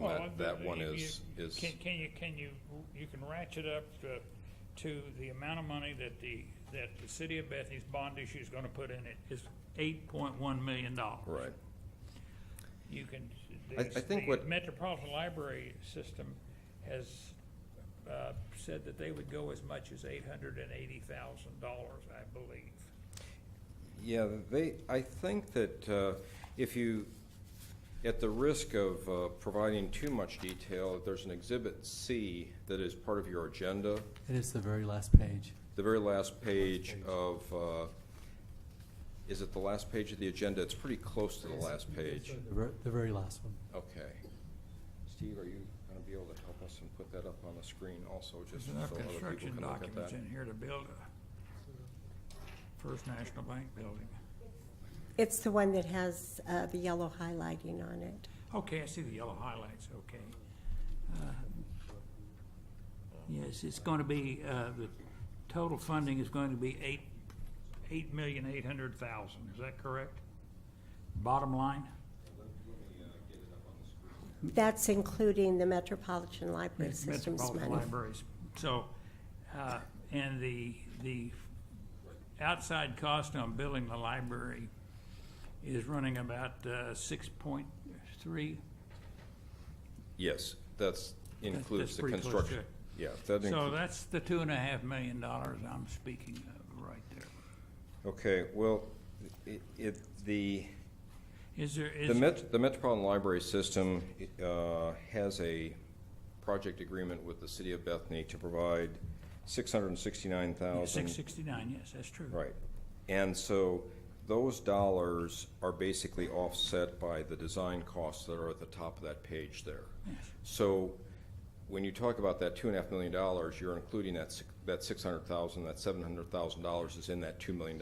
So that money is money that's spent is not, we can't recover that was paid for the design work. But the library architectural cost was included in the cost of the library. It's not included in that $6.3 million number.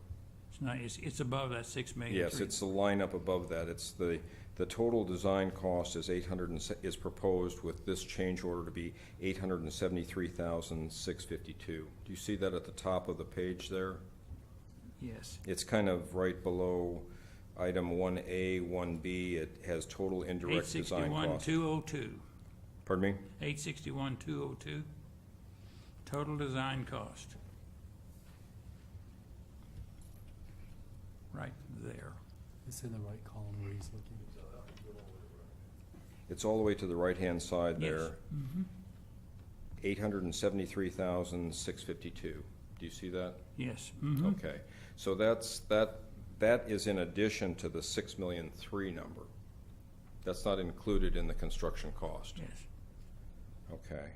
So that's part of your $2.5 million. But the library, the Oak Metropolitan Library paid 800 or 600 and. They paid $669,000 of that, and the rest of that is to be paid for by the bond. Yes. But the total cost of the total brick and mortar cost of the library is going to run less than $600,000. $6 million, you mean? I'm sorry. I had an operation on my eyes today, and this braille up here is a little difficult for me to see. Yeah, our expectations is that the construction cost will come in about $6,300,000. So there's the addition of that, or the difference between the amount of money we have and that price, or that cost, is something that's going to be left over. No, because there's also additional costs that are listed down below as miscellaneous indirect costs, legal, material testing, Bethany staff cost, and there's also the bond sales costs that also get subtracted from those dollars. Right now, the project contingency, as shown on here, actually projects a current, if you want to say, potential savings of $625,000 under the project contingency line. It's about 3 lines up from the bottom. Yes. You see that there?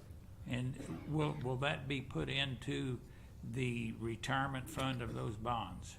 It can be. It would take a vote of the city council what they would do with those funds. But my understanding is that and Mr. Davis, you can help me out here, is that legally bond funds can't be spent on anything but this project, and dollars that aren't spent are put back into a sinking fund to basically reduce the cost of the bond. That's accurate. That's accurate. So, but that decision to do that we'd want to wait until we get to the end of the project to make sure that everything comes in. We've got all of our costs identified, but I would anticipate that as of right now, we're looking at about a $600,000 savings on the project that could go back into the sinking fund. And does that $600,000 that you're speaking of does not include if we spend the $700,000 for the park improvements here on the south side of the city hall? That does include that. That $600,000 would be above and beyond that. Above and beyond that, so. Right. One thing I would like to take a moment to back up, if I could, for a second too. I was fortunate enough to be kind of on the sidelines of this process over the last 2.5, 3 years that we started this process. And one of the things that happens in any project is that one puts together a concept of ideas of what you would like to do and what is possible, and that information was presented by Dewberry Architects, and I wish I could speak as well as Danelle can or does. But when we had our public meetings, there were 2 public meetings that took place in this chambers here. We had focus groups that were done with senior citizens, with teenagers, with parents with children. And through that process, what we did is developed, if you will, a wish list of what we would like this destination library park facility to look like. And throughout the whole process, the idea of creating something special in Bethany that would bring people to the community, whether or not it's to the playground as we heard about tonight, or whether or not it's to a new 24,000 square foot library, the idea had been to bring in as many possible ideas to facilitate that, to encourage people to come to the city of Bethany. And so one of the things that we did, and Dewberry did very well, and I'm doing poorly in describing, is to kind of talk about different features of what this library could look like. And so during that process, you may recall that we had a kind of a list of things, and that list included the playground. It included outdoor performance spaces in the form of a gazebo. It may not have been called the gazebo at that particular time, but all of those things were kind of out there on the table when we came back to you in February of 2015 to request the go out for a bond election in April. And so the bond election that was passed in April and the funding, the dollar amounts that were created were a reflection of all of these kind of ideas that had been thrown out in terms of things that we would like to be able to do here.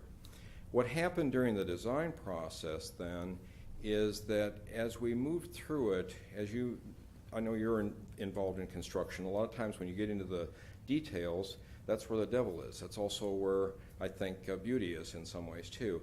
And so what happens is that we, in working with the architect, became concerned that the budget for the library building itself was going to exceed our budget. And what we recognized is that because of the timing of the installation of the playground and the installation of other park amenities, we recognized that those things could be done towards the end of this window that we have to do the construction that's allowed by federal law. We have to, I think, expend 80% of these dollars within 3 years or something like that.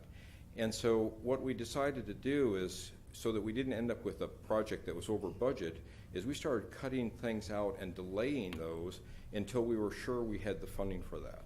And because of the way physically it was laid out, is that the park was over here on the east end of the property, we could very easily isolate that from the construction cost, and that's what we did. And so what we are presenting tonight is really more details about some of the same things that were talked about in February of 2015 when the package was presented to the City Council. It was the same information that was part of the schematic design information that Dewberry presented in the fall of 2015. And so I just want to share that with you because I think it's part of the background on some of this. I mean, this is not really new information in the sense that we have been talking about this for a long time. we're just taking another step forward to completing the process and sharing with you where we are. And I will just add to that, that as we were looking at the budget funds and not knowing what we could afford, we just knew that we were going to have to go back to the community and maybe have some of the organizations pay for the playground, or do fundraising through the Bethany Improvement Foundation or something, because these were parts that we really felt should be in this project. And it's just been serendipitous that there is money in the bond that we can do the whole park the way we always wanted to do it right. And there will still be money left over. So it's just really been a blessing.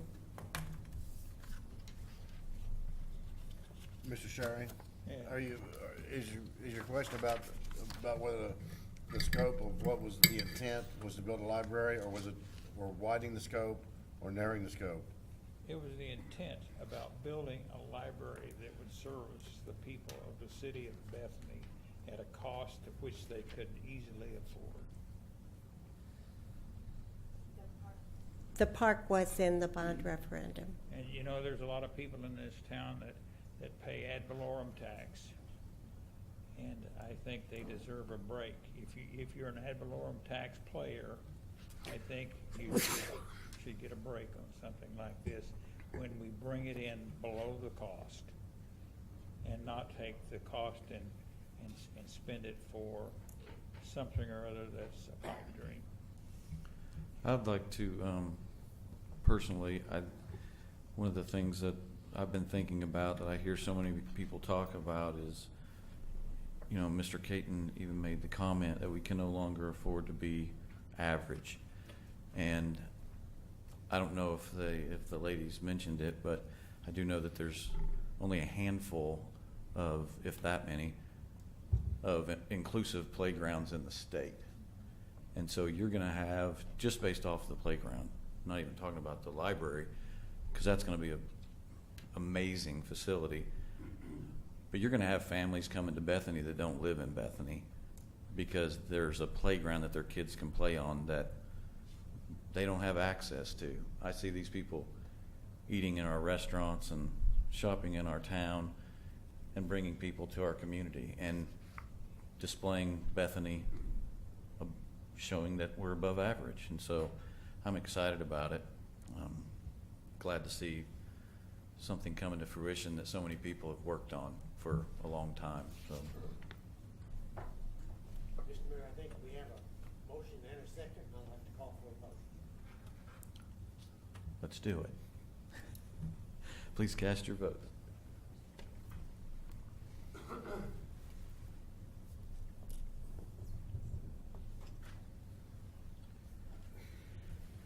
Item 6 is a call to the public.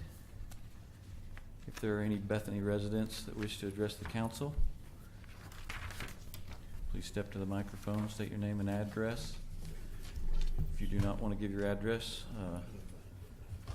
Councilmember Knapp will be glad to draw some blood for DNA testing, I guess.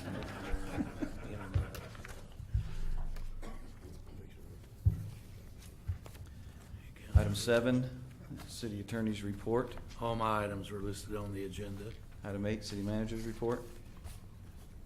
As we close down 2017, I would just like to wish everyone a very Merry Christmas and look forward to a great 2018.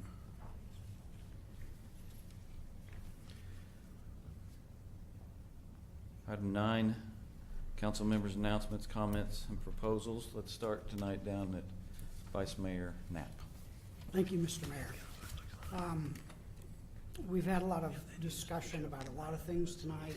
I appreciate everybody's interest in being here and participating in the process.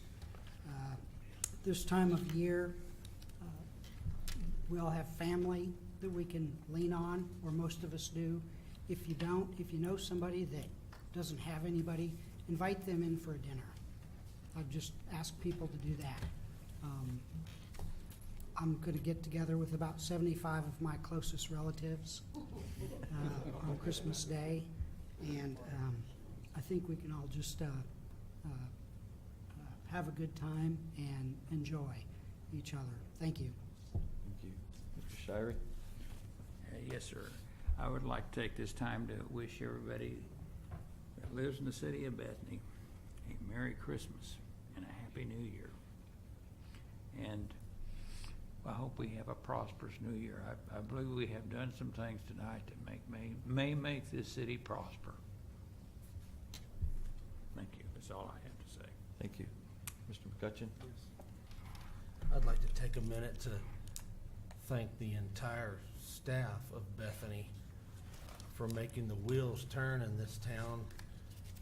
The things we don't see, Mr. Mayor, that are behind closed doors and stuff outside, Public Works, you name it, offices behind this chamber here, things we don't see. I wish those people a very Merry Christmas and a Happy New Year, and thank them for making Bethany what it is and helping us to make it better as well. Merry Christmas. Thank you. Mr. Herring? Thank you, Mr. Mayor. I'd like to thank the Playground Committee for working on this. I'm very excited about that. It's very unique to our area. I think it will attract people. There's some handicap accessible parks in the area, but I think the parallel play aspect of this will be truly unique to our area. So thank you for that. I'm excited about that. That is all. Thank you. Mr. Moore? Thank you, Mayor. At first, I'd like to just offer my condolences to Barbara Cruz. She lost her daughter. Horrible time of year. Just please pray for the family. Just a tragedy. Congratulations to the mayor tonight. Also, a lot of us have been waiting for decades for something like this to happen. A lot of people knew Frosty Peak, and a guy they used to call Mayor Brewer of Bricktown. They kind of laughed at him for buying all those red brick buildings down there in Bricktown, and just people just broke all the windows out, and it was just a nasty place. And this is exactly how they started that down in Bricktown. And there's no reason that this can't just create dominoes to fall. And you had a great question earlier, sir. We are counting on this being number one, and where that is, number two. And they will fall like dominoes. And there's no reason it should work just perfectly. Other than that, just wish everybody a Merry Christmas and a Happy New Year. 2018 is looking incredible. Thank you. Mr. Todd? Thank you, Mr. Mayor. About 1 month ago, I made a rather scathing report regarding the sound system, and I want to commend whoever's responsible. They've done a marvelous job.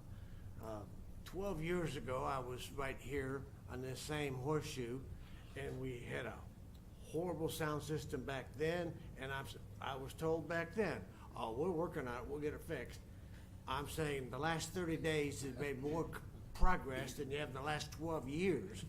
And so congratulations to somebody. I'm not sure who to say congratulations to, but thank you. The second question is, or second item is I wanted an update from somebody, not sure about the property on MacArthur where we condemned about 6 months ago or so. What's ever become of that? I drove by there today and saw a fresh for sale sign and $230,000 for a bargain deal price, and I'm thinking, oh yeah. So, I don't think it's been quite that long ago, but you did authorize filing a lawsuit in district court, which has been done. There's a little bit of trouble serving one of the owners. The owners are in California, and that delayed things a little bit. Notices being published. We have been contacted by the broker who has that property listed, and he said he had a potential buyer, but he wanted to know if that action could be delayed, and we advised him no, not without the city council's permission. So they haven't been here yet, so I'm not sure that that's going to amount to anything. thank you. That's all, Mr. Mayor. Thank you. Thank you. Dr. Harris? Well, I wore my green shiny sweater tonight to offset Phil Shire's green shiny tie, and he didn't wear it, so. Yeah, I didn't wear it. We missed it this year, Phil. I get so many compliments on our Christmas decorations, and I know we've talked about them before and how much we appreciate the expansion of them, and people coming to town are just loving it. Also, one more thing to add on the economic development scene. One of the owners of a building around here got a call from a store in another town, from a pie shop, as a matter of fact, wanting to know how soon they would have something to rent because it was near the new library. So we will see economic development happening here. Just go up to MacArthur and 122nd and remember what it was like before they put the library there and what it looks like today. So it is an economic generator and is good for our community. So thank you all and have a Merry Christmas. Thank you. Mr. Palmer? Thank you, Mr. Mayor. A couple things. I had an opportunity to help a neighbor this week, and I'd like to challenge everybody within the city of Bethany to share your blessings with your neighbors. I think I, for one, take a lot for granted, and I want to appreciate what I have and try to share it with whoever has a need. So if you would do the same, I would appreciate that. I'd like to also offer my condolences to the Cruz family with the loss of their daughter. That is a huge hole. We'll just pray for their to get through all that. On a lighter note, the Bethany District Neighborhood Association Christmas Lights Contest will end on the 23rd of December. So if you are in district, in the Bethany School District, please make a last-ditch effort to add some lights, and so we'll be happy to have our committee run around and offer a cash prize. And in that regard, there is a survey coming out in the mail. If you live in the Bethany District School District, you will be should have received a card in the mail as well as a survey, which will allow you to provide input related to the overlay and kind of the general questions for further development and guidelines in our area. So there is a prize for that as well. So if you would fill out the survey, if you receive it in the mail, then we will have an announcement. We have some upcoming meetings in January, and we'd like for everyone in the Bethany School District to participate so that they can be a part of the process and know what's going on. So I'd also like to congratulate the council and the city of Bethany related to the tax increment financing district. That is a huge step, and I'll leave everybody with this is Bethany is currently open for business, and we would ask for you, if you're interested in the city of Bethany, to make an effort to come to Bethany and set up your business, because we want you here. Thank you, Mr. Mayor. Thank you. I would also like to second that Bethany is open for business, for sure, and our prayers to the Cruz family as well. We are wasting no time trying to make progress here in the greatest city on planet Earth, Bethany. I think that's proven tonight with the passing of the TIF district, with the votes we just had for library and playground and things of that nature. And even today, I got two emails forwarded to me that were sent to other people, but from a former council member. And I made a phone call because it interests me, and because I do agree the sound system is fantastic, so much better. But there are some people that come here that have a hard time hearing, regardless of what we do to the sound system, because of the need for hearing aids or cochlear implants. And so I met with a lady named Anna Covey today, and she's from Assist to Hear, and they create. Going to a place like this, they just did it in the Village, I believe. I think it was the Village, and they just did this in the Civic Center downtown, where they create a loop, and it's like a fancy antenna underneath the carpet, I guess. And when people that have cochlear implants or hearing aids step inside that loop in that area, which would be in here if we chose to do that, they immediately have this wireless boost, I guess, to their hearing aid or their implant to help them hear. And so they came in here and measured and are going to get back to me in regards to what the city of Bethany would have in it as far as an investment if we wanted to do that. And I think we need to do things like that because we need to be making efforts to making all of our facilities ADA compliant. And I think that's very, very important. So I was thankful that they came at the last minute and were able to educate me. I even got to test out a little sample version of it, so it's kind of cool. With that, I will shut up and I will call item number 10, which is new business. Is there any new business here tonight? With no new business, I declare us adjourned until January 2nd, 2018. With that, I call to order the Bethany Public Works Authority. Item 1 is the consent docket, A and B. Do I have a motion or discussion? So moved. Do I have a second? Second. Please cast your votes. Item 2 is new business. Do we have any new business? With no new business, I declare us adjourned until January 2nd, 2018.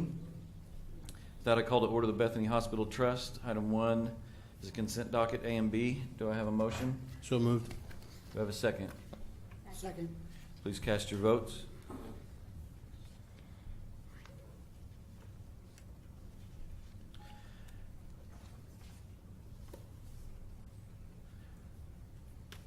Item 2 is new business.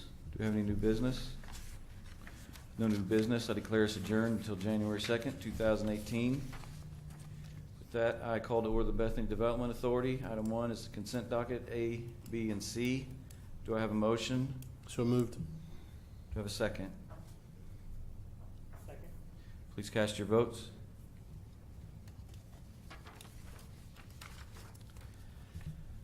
Item 2 is new business. Do we have any new business?